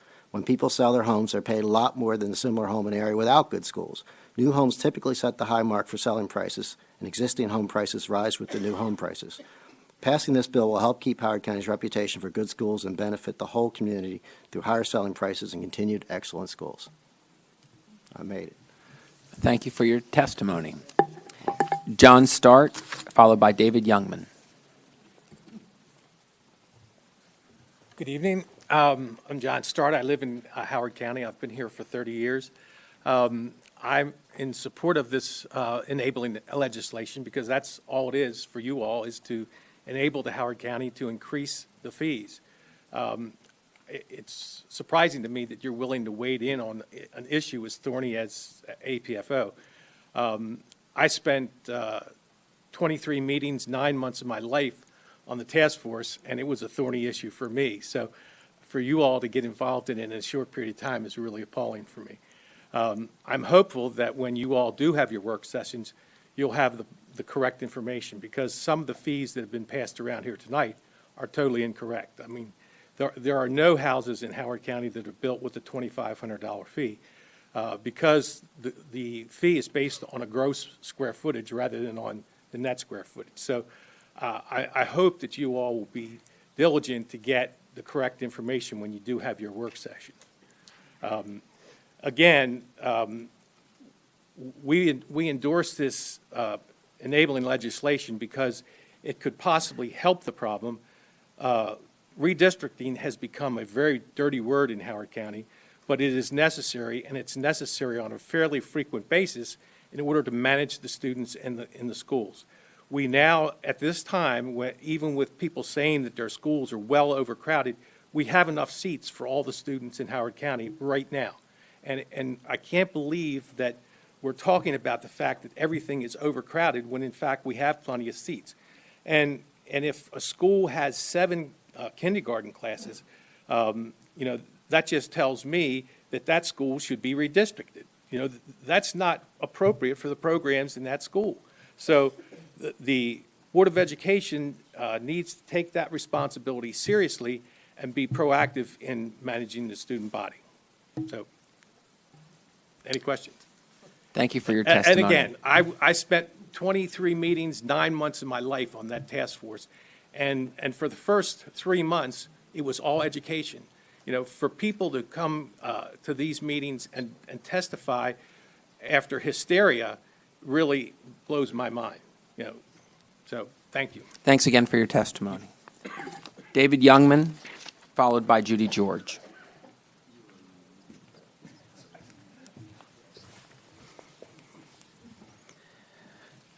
I have 4 bills that I was going to say something on, and I can do it all in 3 minutes. So I got to knock it out now. I think I'm 15 consecutive hours with a tie. It's a personal record. David Youngman, 14750 Addison Way, Woodbine, Maryland. I actually thought I signed up for HC 11. So let me just mention that I do support that bill. I want us, we saw last year what happens when the local Board of Ed doesn't have control over those contract terms, but it needs to have that cap in that 4-year range. I don't know that I trust enough for someone not to give a 10-year contract. So, and I know you guys talked about that before. But along those lines of local control, I request your support of HC 12. I echo what Lisa Markowitz said, that there's a lot of misunderstanding about this bill. This bill says the county may impose that structure. Not that it will, not that it has to, but it puts local control of that authority back where it belongs. I want our locally elected county council to be in control of those decisions, not the state. We have a better ability to hold them accountable than we do folks at the state level. So I request your support of that. The next two are the transfer tax bills. I ask you to oppose HC 13 and support HC 15. I think we've seen the last 10 years, we may have built enough school capacity, but we have failed to match localized capacity with localized demand. So we do need school construction funding. I think the last thing we need now is to be exempting special groups from paying transfer taxes because it makes us feel good. I think it takes money away from school construction, and it creates additional pressure to raise the transfer tax on all the other homeowners that aren't part of a special group. Let's not overlook that all these new schools that have been promised are not yet funded. So we need those funds. The new Apfo levels are going to result in a loss of impact fees and transfer taxes from new development. Those are a major source of school funding, source of school construction. So I would support HC 15 that allows that reallocation of transfer taxes to double the amount going to school construction. And that's it. Thanks for your testimony. If we see you on a further list, we should draw a line through your name. You feel like you've got it done. Okay, thank you. Judy George, followed. On the other hand, I'm going to be up again and Hold again on, and let me again. finish. Followed by Kirsten Coombs.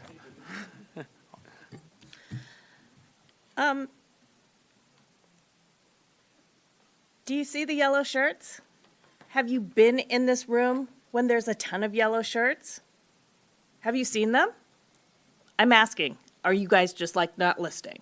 Have you seen the yellow shirts? Ma'am, it's your testimony. No, so- I'm asking you a question. I know I'm on the clock. Here's the thing. Education is a fabulous thing. And I taught people how to learn about Apfo. And I think I've planted some pretty spectacular seeds. And I have a pretty incredible garden of people to take my place when I leave.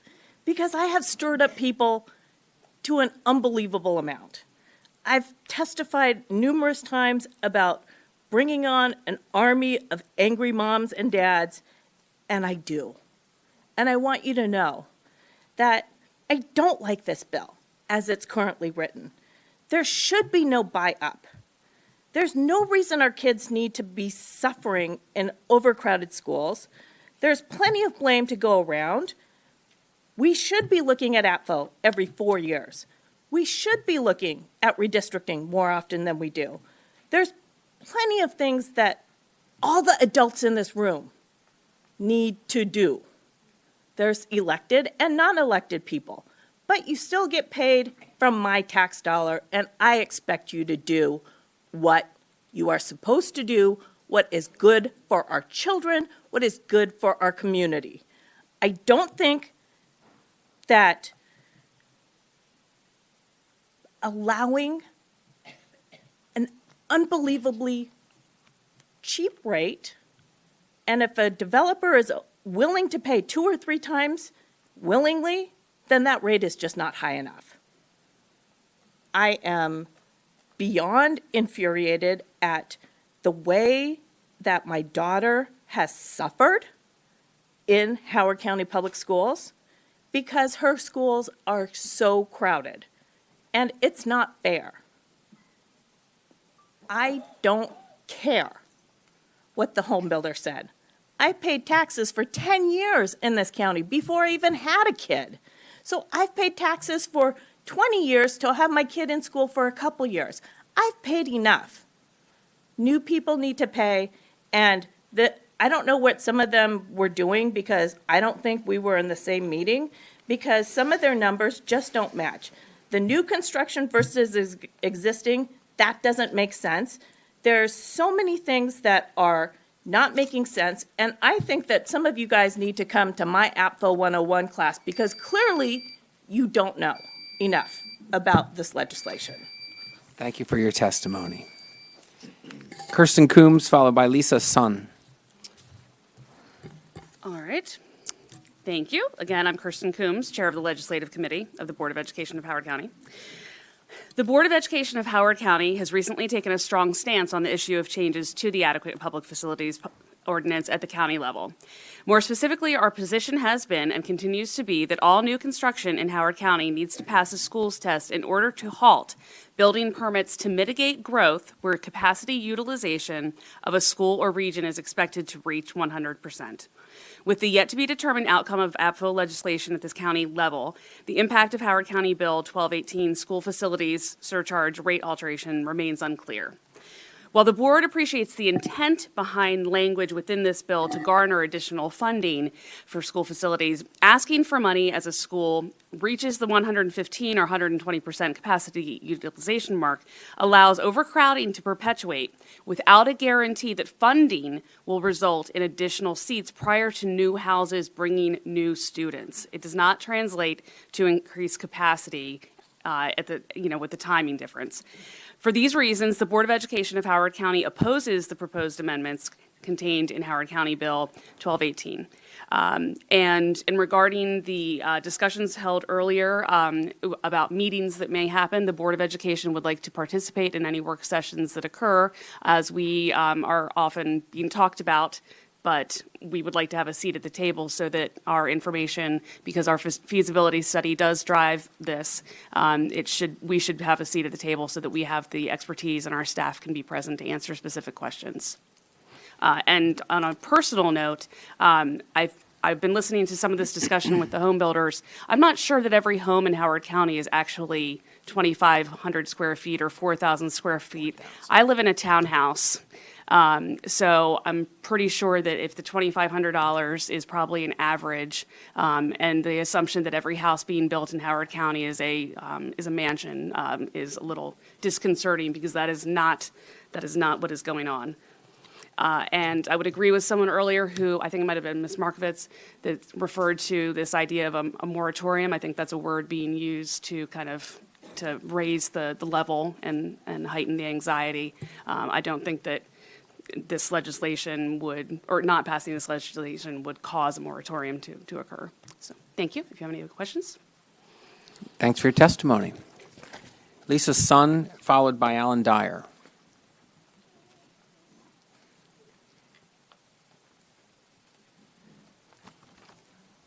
I hope I pronounced your name correctly. I was a little trouble with the handwriting there. Hi, good evening. My name's actually Lisa Soto. Okay. That's why I was looking around to see, is there anyone else? Thank you, Lisa Soto. I'm going to spend a few minutes reading my testimony, and then I have a few thoughts to add after, based upon hearing everything I've heard this evening. Okay, good evening. Thank you for the opportunity to speak in favor of Bills 1218 and 1518. As you are aware, Howard County is a nationally ranked school system that is the envy of most Maryland counties. We have become a victim of our own success. So at this point, the desire to attend our schools has not kept up with our facility requirements. We ask that you do all that is within your power to provide our county council with the tools needed to construct new buildings and add permanent space, not portable trailers, to our most overcrowded schools. The passage of Bill 1218 will allow for increases in the surcharges, excise fees assessed to new housing construction. Placing that power within the hands of our local elected officials is a value proposition. As our county continues to be built out and matures, not all of our existing schools are located in the areas where the development is occurring. Our elected officials may need to make timely adjustments as enrollment expands. Likewise, the ability of our county council to adjust the percentage of the transfer fees that are collected for the acquisition and construction of schools is also requested. We need immediate relief in some areas of our county. The most effective use of transfer fees via percentage change is a necessary adjustment that our county council may need to implement. The flexibility that Bill 1518 will allow is very much necessary. So I have a few thoughts. I'm a real estate agent by trade for 30 years. Not always in Howard County. I used to live in Southern California. So I can tell you that impact fees in Southern California are much, much larger than they are here in Howard, okay? I sell homes to people that move here primarily for the schools. But I think we need to step back and think for a moment, how did we get to this place? You know, we had a housing recession. We weren't building houses for 10 years, pretty much, right? Where did all these students come from? They came from our surrounding counties. They came here for the education. They're living doubled up in houses. They're living stacked up like cordwood in apartments. There's more to this issue than just the new construction that's happening. So we need to think about all of the reasons why our schools are overcrowded. And we can only have one, apparently, funding source, and that is the new construction and the transfer fees. There's another point to think about that we've done here in Howard County. How come all these houses are being sold and that all these new children, 52% or something, are coming to resales? Where are all those people going? They're not all leaving Howard County. They're moving into senior housing, which is exempt from Apfo. So they're leaving, moving into senior housing, and young families are buying their affordable homes. That's where all these people are coming from. That's my thoughts. Thank you Any very questions? much. No, thank you for your testimony. Alan Dyer, followed by Brent Lovelace. Thank you. Alan Dyer, 13340 Hunt Ridge. I'm passing around a document. I didn't make this document. If I'd have made it, it'd only be one page. So, but what you are getting is a document from 2003. And please, if you want to keep track of that, put 2003 on there because it's a Howard County document, and Howard County documents tend to think that there's no historical value to anything that they do. But what you're looking at is, or what's being passed out is a report. First, it's questions on the transfer tax proposal from 2003, and then that's 4 pages, just so you see the mechanism. And then there's the Committee to Explore Capital Funding Alternatives for Education, starting after that. Now, this right here was presented to the local delegation. That's you. I know most of you weren't sitting here then, but this is what the local delegation did to you back in 2003. This was batted down. Why was it batted down? Because the lady that just finished testifying before me, a realtor, the realtors mounted a classic textbook campaign against it. It was beautiful, it was masterful. But this right here, if you read the report, goes through everything that you've been asking questions about today. What would be a fair way to spread out this cost? And back then, and the history of the different competing proposals and everything right here, this is not what I wrote, but it's something that the committee put together, and it's a beautiful piece of work, a beautiful piece of work. If this proposal had gone through 14 years ago, you wouldn't be here listening to people about Apfo and asking technical questions about this and that. You'd be doing your job like you should be doing as a local delegation. Instead, you're being dragged down to the lowest possible level. And so I would encourage you to think about not this year or next year, because nothing that you do here tonight is going to do any good for these people for years. It's going to be years before what you do has an impact for these people that are having problems.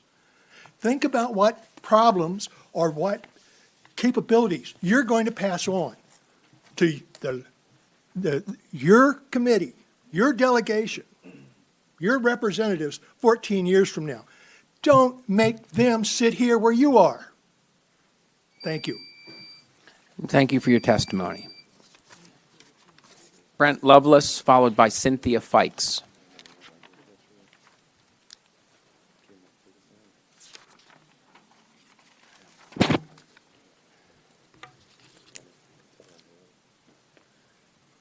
Good evening.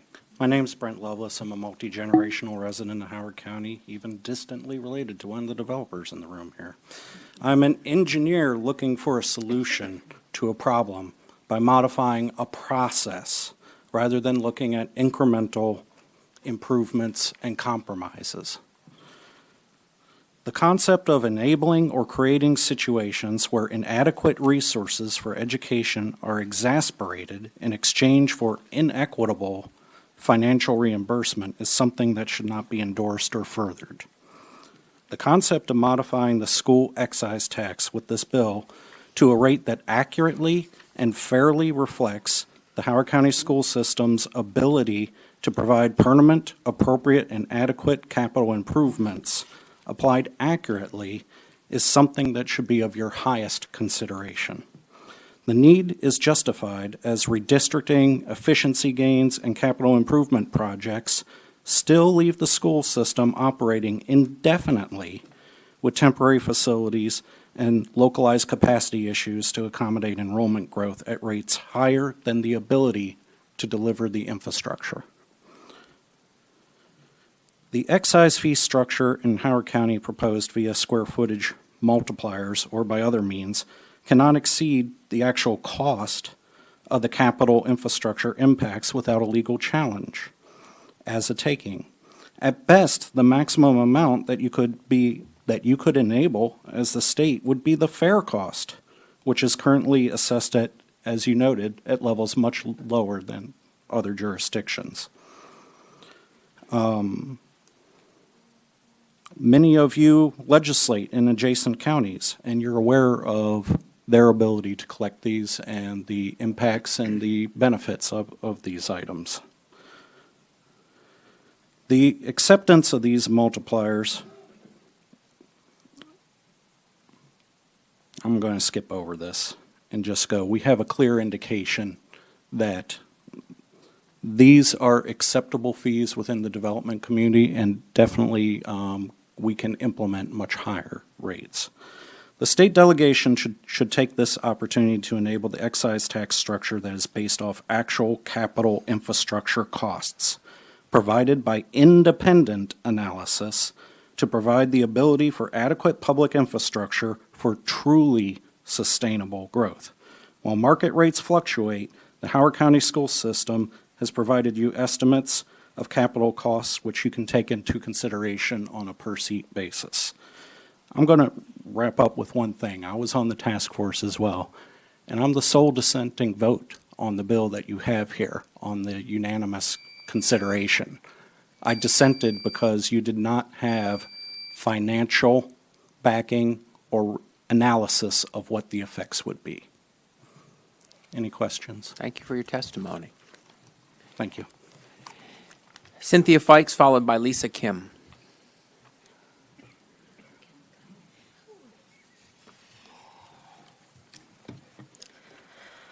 Okay, hello everyone. Thank you for having me. I'm sorry I don't have my printed testimony for you. But I wanted to come to you to speak to you today about this Bill 1218. I am not in favor, I'm clearly with the yellow shirt, but what I wanted to address is when the Apfo bill came up in 2006, 2007, the question is, how much is it worth to you? I'm listening to the shell game that these developers are playing with the numbers and capacities, and oh, we'll pay 3 times the rate. How much is that worth to you? Right now, they pay $2,500 times 3, that's $7,500. How much is that worth to you? When you talk about Renee Kamen saying that Howard County is getting, let's talk real numbers, 1,000 kids or so per year. Is it worth $7,500 for a buy-up to 120%? When you talk about currently, we have 224 portable classrooms in Howard County, and those numbers are growing. Is that worth 3 times the much, really? I'm not sure that I see that. So the choice, we talk about moratoriums. Well, where something's got to give. Do the kids get redistricted and bust? Education being one of our highest assets. I know I moved back home to raise my kid here. Is education being one of our high, is that worth $7,500 to sell that to people who, you know, while you're talking about moving the kids, why don't you develop where the capacity can handle it? They can move, or our kids can move. So how much is it worth to you? Is it worth it? Howard High School, 136.8%. That's 1,915 kids in a school built for 1,420. Is that really worth 3 times the fee? Are we really getting our money's worth here? And when we talk about top education, whether or not the family moved into a resale or a new home, there's a neighborhood in Turf Valley next to Polygon 171. There's not a single kid in 171. And when the developers finish, those kids will push the existing families completely out of their elementary school. But that's worth 3 times the fee? I don't think so. So we're not against development, and I really take issue with people who think we're anti-dev or we're emotional redistrict. My kid, never been redistricted, not once in this whole process. And by the time all this is finished, he'll have finished Walled Lake High School. I'm in this because I live here, I'm from here, I came back here, and we are a victim of our own success. It needs to be reined in, and 3 times the amount with little red charts or whatever is a shell game. And I hope you all can see Ellicott Mills Middle at 128%. That's 701 middle schoolers. St. John's, 612 elementary schools at 117%. We need to look at our capacity, and we need to consider what's important. How much is it really worth to you for this 120 buyout? I think we're worth more than that. Thank you. Thank you for your testimony. Sure. Lisa Kim, followed by Lee Zhang.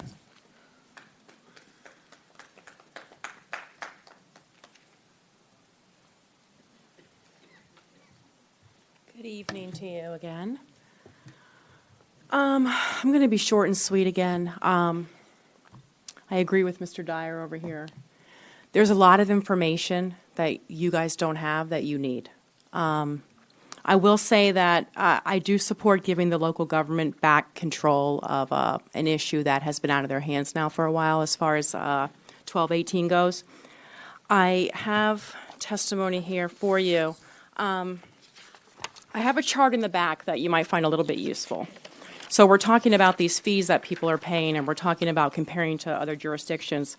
So if you look at this chart, you'll see that what we pay is based on a square footage, and I received from the Howard County government a few days ago what that actually equates to for us in comparison to the dwelling size that is used here in this chart.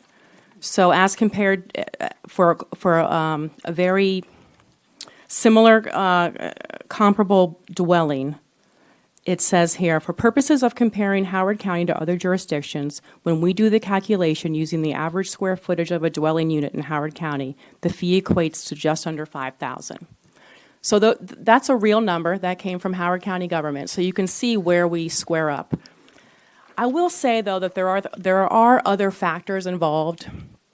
We pay more in property taxes than some of these jurisdictions. We pay more in other side taxes and layered taxes in some of these jurisdictions. So then we have to say to ourselves, is it a revenue problem or is it an allocation and a spending problem? So that's what we're looking at. It's not so cut and dry. And I will also agree with what the gentleman said before, where it took a year for him to learn everything. So we can't expect you guys to learn in a couple of months.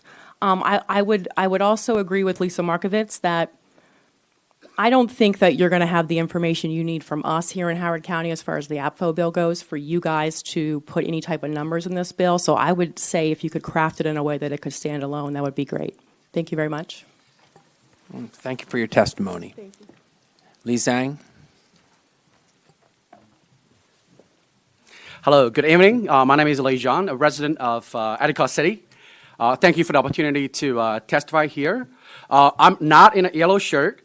I'm not one of the 2,000 people in a yellow shirt or 3,000 residents of Howard County that are on the waiting list to become this yellow shirt group. But I'm probably, through this recent redistricting process, of the hundreds of people I talked to, I feel for every yellow shirt out there, the 5,000 yellow shirt out there, there are at least 3 or 4 people like me who are not wearing yellow shirt, but we completely agree with what the yellow shirts have been saying here today. So I'm estimating at least 15,000 parents and voters in Howard County who believe in a stronger Apfo, and we believe that we think the school overcrowding issue is probably the number one issue when we cast our vote at any level of the state and local government.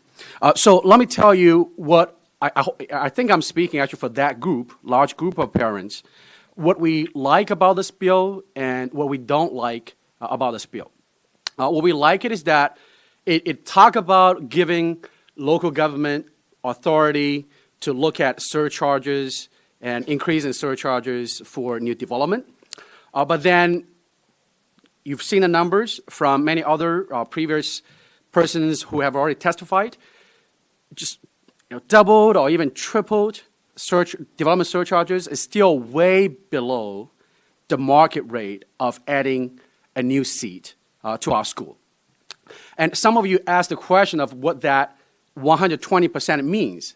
I think this group of us, that represents many, many people in the county, we really don't like this idea of the buy-up with 120%, because what that 120% would mean is a lot more kids will be squeezed in one school for many more years until some new school, hopefully, eventually be built somewhere else. But in doing so, developer pays a little bit more.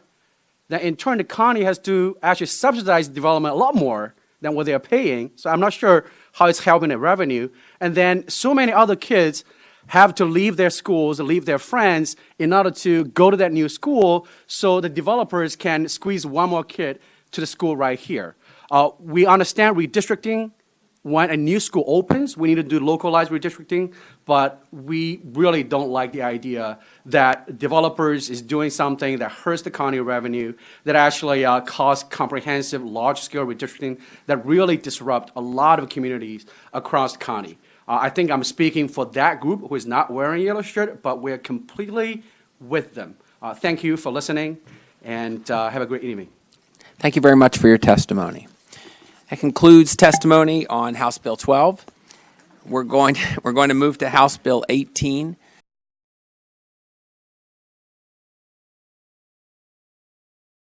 We'll now move to Howard County Bill 13. Delegate Turner is a requester, so we're going to let him have an introduction, please. Well, thank you very much, Mr. Chairman. I'm putting in this bill to certainly help some of those teachers that live in Crofton, that live in Severn and Ricestown and Baltimore and Randalltown and Laurel, Prince George's County. The problem that you have is that many of those teachers cannot afford to buy and live in Howard County. And we have expanded, and we have exempted, that is, from the Howard County transfer tax, the sale of residential real estate for the police and fire and rescue. And I think it's just as important to have our teachers, that we've built all these great schools for, and which we'll have to do a lot more, to live in the county. They will have to be, it'll be their principal place of residence. They'll have to stay 3 years after they purchased a home. They'll have to stay with the Howard County school system.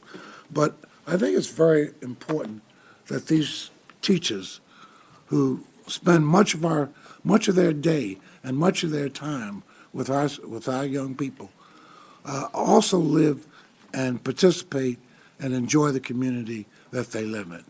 So for that, I'm putting in this bill to exempt them, as we do with firefighters and police, from the transfer tax. Thank you, Delegate. Testifying, we have Colleen Morris, followed by Kirsten Coombs.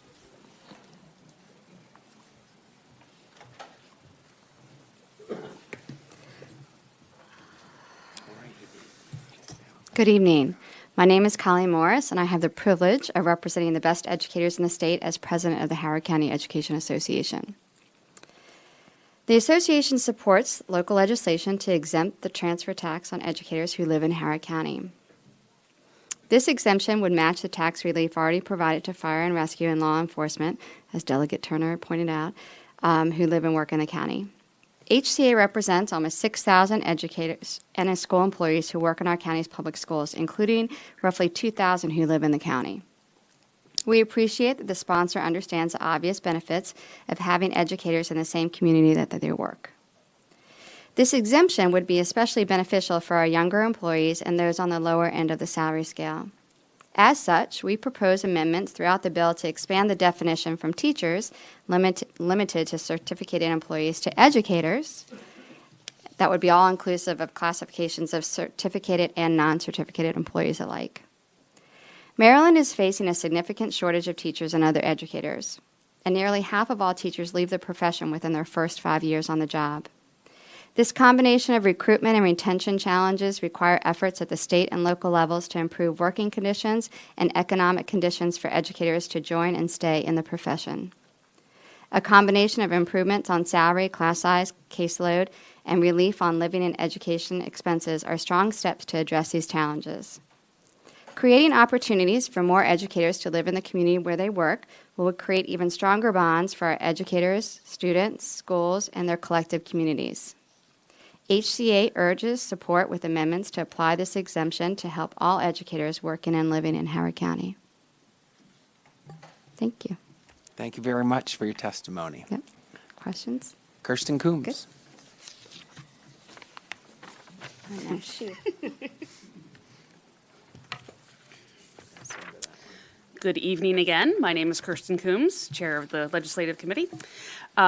Due to timing, the full Board of Education of Howard County has not had a chance to discuss Local Bill 1318, transfer tax exemption and rate reduction for teachers.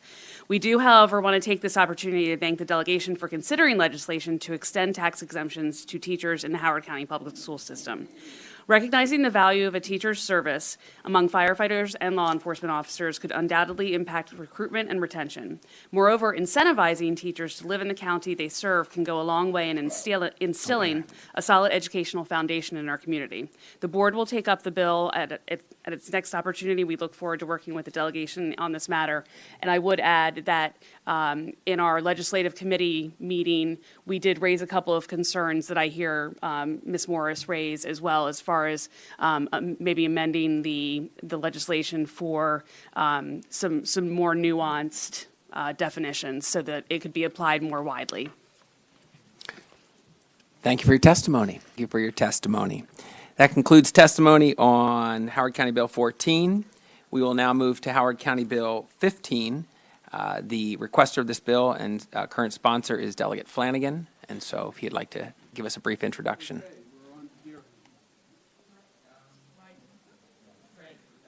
Transfer tax, okay. All right, this bill, right now, the transfer tax, the state law controls how the transfer tax is divvied up. Just for your information, the history of the revenues from the to Howard County from the transfer tax. 2015, it was $30,964,000. 2016, $31,570,000. 2017, $32,015,000. 25 under the current statute, 25% of that goes to the school construction fund. This bill would say that it would refer the matter or authorize the county council to apply up to 50% of the transfer tax to the school construction fund. Now, there are other uses currently for the remainder of the 75%. Probably the logical area, talking to the county, where they would look for revenues that could be moved to school construction is in the area of farmland preservation. So that program was created in 1989, and a lot of land went into the easement program, 1991, 1992, 1993, 30-year payment plans. So we're beginning to come to the end of those payment plans, and we are coming to the point where we have purchased an awful lot of the farmland that's out there, maybe the bulk of it. I don't think we're in a position to fine tune that, okay? But I think we are in a position to say we ought to focus the county council and give the county council an opportunity to see if there is a better balance in terms of what we heard tonight about school construction and the overcrowding of schools and the need to redistrict the whole issue. Let's authorize them to look at those numbers and see if they can move that 25% of the transfer tax towards that 50% and increase funding for school construction. Okay, thank you. First to testify on this bill will be Keith Ollinger, followed by Howie Figge.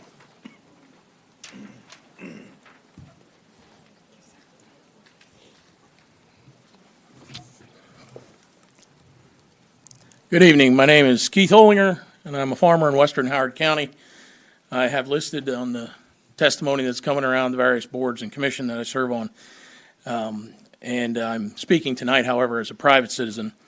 This is not an attack on Delegate Flanagan, but it is opposition to this bill.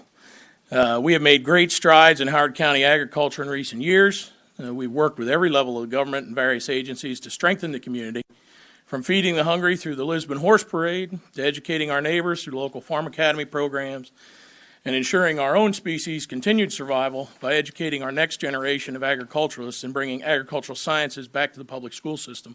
We want to thank all of you for voting positively on that bill. Senator Bates, we wanted to thank her as well for sponsoring that a few years ago. Unfortunately, we do such a good job, most people forget about us. Everybody expects there's food at the grocery store, and you eat 3 times a day, and you expect it to be there, and that's great. But the reason none of you had to spend a good portion of your day out hunting, fishing, gathering, raising your own animals or plants is because we did it for you, and we're happy to do that. But we need your help. And the first step in a secure food system is securing the land for farming. We are projected to be feeding 10 billion people by 2050. And it's got to come from somewhere, and it's got to come from land. There's approximately 4,100 acres available yet in Howard County for agricultural preservation. The fund that allows up to 40,000 acre to be paid, is my understanding, it averages 26. If you add those up together, you'll see the numbers, 164 million to 106.6 million in future funding that would be needed. Those amounts would need to be paid out over roughly 20 years, so this means this funding source would need to be secure for a very long time to come. Earlier in the year, I wrote last year, but I'm getting ahead of myself. Earlier in the year, when Howard County 817 was proposed, it was determined that anything more than a 4 to 5% change in the fund would put the county in a situation where it was in default on its current obligations to pay for land that's already in the program, and that would mean that there is then nothing additional that's available to do procurement of future easements. The county council recently passed CB 61, CB 62, the Apfo, which you heard. It depends, I guess, whether you think it's going to shut down development or not, but what it will do is force development out into the west where there is actual capacity in the school systems. Without any funding available to purchase additional easement, we're essentially ending the agricultural preservation in Howard County, period. In addition, for the council to take maximum benefit from this bill, they would have to then pull the other 21 to 20% of the money from parkland facilities, low-income family programs, and fire department funding, which everybody seems to agree tonight is good stuff for the community. I don't think you want to have that negative impact. But the good news is that the fastest growing segment of agriculture is women-owned small farms. Earlier this year at our annual, I opposed the bill. Okay, thank you for your termination there. Howie Figge, followed by Kirsten Coombs. Oh, I did it right all night.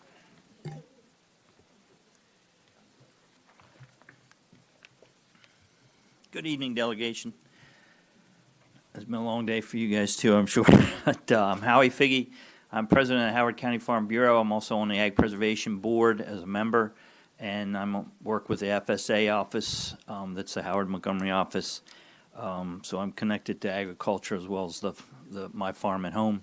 But I am only speaking for me, not any of those organizations, because we haven't had a chance to go over any of this, as a board. But I oppose to this 1518 bill because with agriculture being the biggest industry in Howard County and the land and ag land preservation being the largest part of that industry, I would think that there are many other parts of agriculture that can benefit from the money in the program, not just using it to acquire more land or paying the debts that are already there. It can be used many ways to benefit agriculture, the agricultural community. One among others is the new commitment of the Howard County schools to have ag in the classroom starting in 2018. Some of that money could go to that. There's the Farmers Feeding the Hungry program that was sliced with its budget also, and something like that could be set up, through at a county level is another place to put the money. If there actually is an extra, it can go to that program to help not only farmers, but to feed the hungry in Howard County, because that would get rid of the deer as well as, to feed those that are hungry. You can also set up a fund for the first-time farmers to have assistance with low-interest loans, as well as loans for farms diversifying in order to keep the next generation on the farm. There's always, you can preserve all the land you want, but if you don't preserve the farmers, you haven't really done a lot. So we need to make sure other areas of this county are provided for before we commit to acquiring and building more schools that may only be needed for a short period of time, and then like other counties around us, the schools are not needed and closed down. A bus ride in the morning and evening is not the end of the world. In fact, it can be the beginning of lifelong friendships as well as lifelong memories. So I'd like you all to consider all that. Thank you. We have a question from Delegate Flanagan. Mr. Figge, Yes, sir. those other uses that you suggest for those funds, those are not currently authorized in the statute, are they? Correct. So we'd have to change the law to authorize those purposes. Well, you're apparently changing the law to reposition monies, right? Well, we are. So, I mean, but the purpose of acquiring easements is different and has a different public purpose Absolutely. than those other purposes. But combined, they would do a bigger that's fine. service, I believe. Thank you. Thanks. Thank you for your testimony. Kirsten Coombs, followed by China Williams.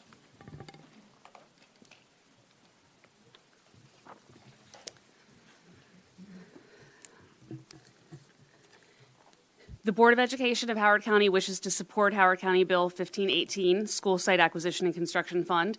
Recognition by the delegation that capital planning and construction is imperative to meet the demands of an ever-growing student population in Howard County is appreciated. In regard to enrollment in the Howard County Public School System has steadily increased by approximately 1,000 new students each year and is expected to do so for the foreseeable future. During the 2017-2018 school year, we already have nearly 1/4 of our schools exceeding 110% target utilization. While the board's recent redistricting decision has improved this issue in the short term, it is abundantly clear that expanded capacity is necessary to accommodate the continued record growth in this county. Thank you for proposing legislation that would allow the County Council to increase the allocation of tax revenues funneled into the Howard County school system's capital improvement projects. We are fortunate to have a county where so many want to raise their families, but adequate funding to keep pace with that growth is a necessity in providing classroom space that fosters educational excellence for each and every student. Thank you for your testimony. And can I, since I'm going to, this might be surprising, on Bill 1718, the school board takes no position. Okay, thanks. Thank you. Good night. Yeah, thanks a lot. Okay, China Williams, followed by Brent Lovelace.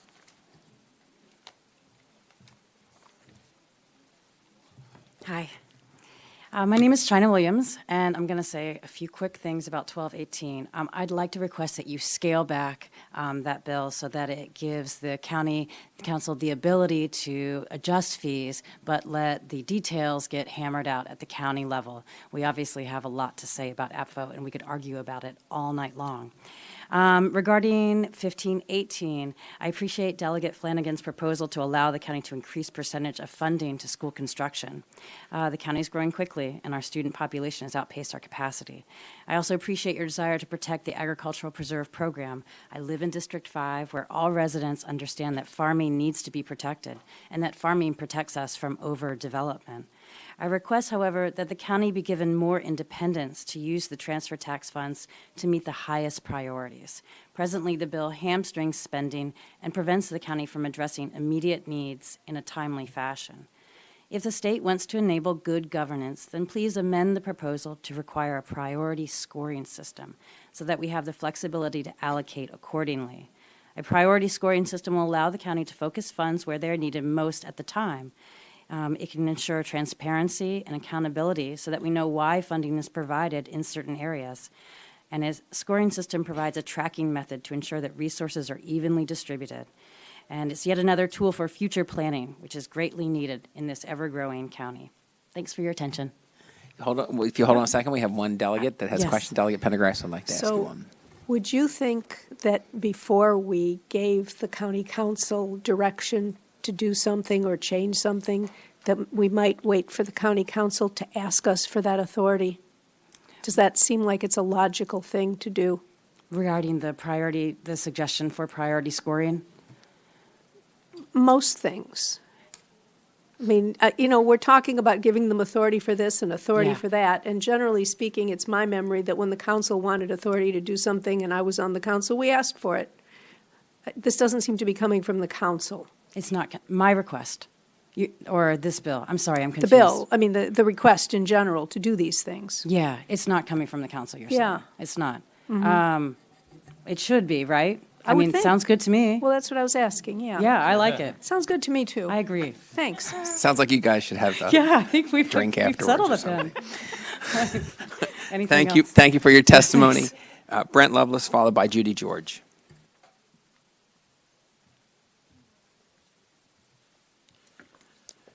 Good evening. I don't know why our development brethren left the room, because excise taxes and transfer fees are one and the same as far as funding sources and how they interrelate with each other, APFO, school capacity, and all that good stuff. If we fix our excise taxes and make them appropriate and market rates, and they do their job to actually provide infrastructure for growth, then we have less of a need to make modifications elsewhere, much as this one, to add additional funding at the expense of parks, fire, police, ag pres, and all that. I am a strong proponent of school funding. However, I also want it to be funded from the appropriate sources. And our excise tax structure is what needs to be fixed, so we need to do much less adjustment on our transfer tax side. There's a lot of childish arguments about where kids come from. Do the science, do the math, do the analysis, make the laws, enable them the capability, and we'll fix the problem. Basic math right now, we got roughly 110,000 units in Howard County. We got roughly 56,000 students. That's for every 2 units, we have a kid in the Howard County school system. We're going to grow by 10,000, and we're only going to be able to provide 5,000 seats. We got a math problem. It's simple math, and it can be adjusted to fix the problem. I don't think we should have to fund our school growth, I think this is for land acquisition, via methods that aren't related to growth. The excise tax is where you fix the problem. Granted, there are changes in demographics. Granted, there are many exceptions. But fix that first problem, and the second one will be a lot easier and require a lot less drastic changes. Thank you. Thank you for your testimony. Judy George, followed by Steve Hunt.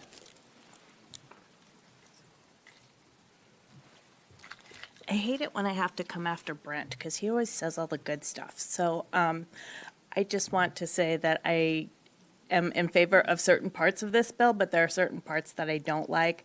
I don't like that I have to pit schools against fire and police and parkland, and I just think that that's not the best way to do this. I think I want everything, and I want it all. and I know I have to pay for it, but I shouldn't have to pit whether I want fire and police protection with my daughter having enough room in her school. I shouldn't have to make that choice. It should just be, this is a fabulous place to live. We all know that. But we have to make some adjustments to pay for some of these things. And I think that there are some details in this bill as it is currently worded that make people just, I don't think they quite understand some of that stuff. So I would impress upon you the need to maybe do a little bit of clarification, maybe just a couple word changes, that would be very helpful. I honestly can't believe they left before talking about transfer taxes, so I'm just in shock, but please do the right thing. Please. For the people who aren't here, that they don't even know that this is something. The people that can't speak English or are terrified to come and speak in a public forum. Do the right thing for their kids too. Thank you. Thank you for your testimony. Steve Hunt, followed by, and I got a do-over on this, Lisa Soto.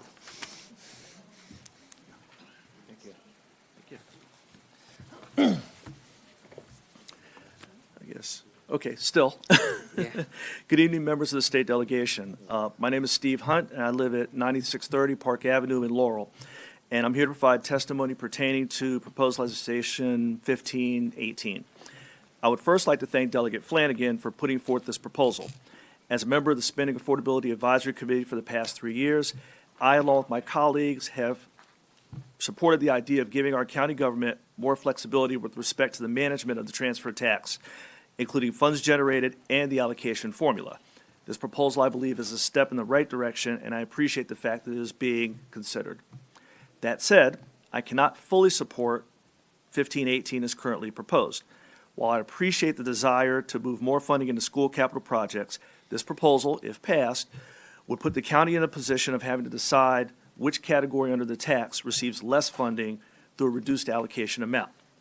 There are 4 other categories that have been discussed that could be impacted, a number that would actually be reduced to 3 if the conditional exception for the Ag Land Preservation Fund that is in Delegate Flanagan's bill needs to be applied for whatever reason. I believe there's a better way to achieve this goal. Thus, I would respectfully submit the following proposal. And this is from me, for Delegate Pendergrass. Rather than pursue the school facility surcharge alteration under Proposal 1218 that was discussed earlier this evening and well debated, and there are many questions, I recommend that the delegation propose an increase of the transfer tax from 1% to 1.25%, with the understanding that the increased amount be applied fully to the allocation for school capital projects. This would get the desired increased funding for school site acquisition and construction while not impacting the other allocations. Additionally, it would increase the money available to leverage for capital bond financing and, as has been discussed earlier, would apply to both new home construction and resale of existing homes. For your information, I've attached a copy of the fiscal year 18 Spending Affordability Advisory Committee report that was submitted to the County Council and to the County Executive, which on page 6 includes additional recommendations regarding the transfer tax, amongst other things that the committee recommended to the County Executive. On behalf of our chair, Mr. Steve Sachs, I and other representatives would be more than happy to come before the delegation at a work session to discuss this or any other matters, along with the new fiscal reality that our county is now in that a lot of people are just not aware of and well should be. In the meantime, I'm available to answer any questions regarding my testimony, and I thank you for your time and consideration. Thank you. Thank you for your testimony. And Lisa Soto. Thank you for getting your name properly this time. However, I don't have any additional testimony. I gave testimony. That one was neater, too. Thank you. All right, then that concludes testimony on whatever bill that was, 16, I think. 18, thank you, 15. House Bill, Howard County Bill 17, Councilman Calvin Ball already testified on that bill, and he was the only one who signed up. So we'll move past that one.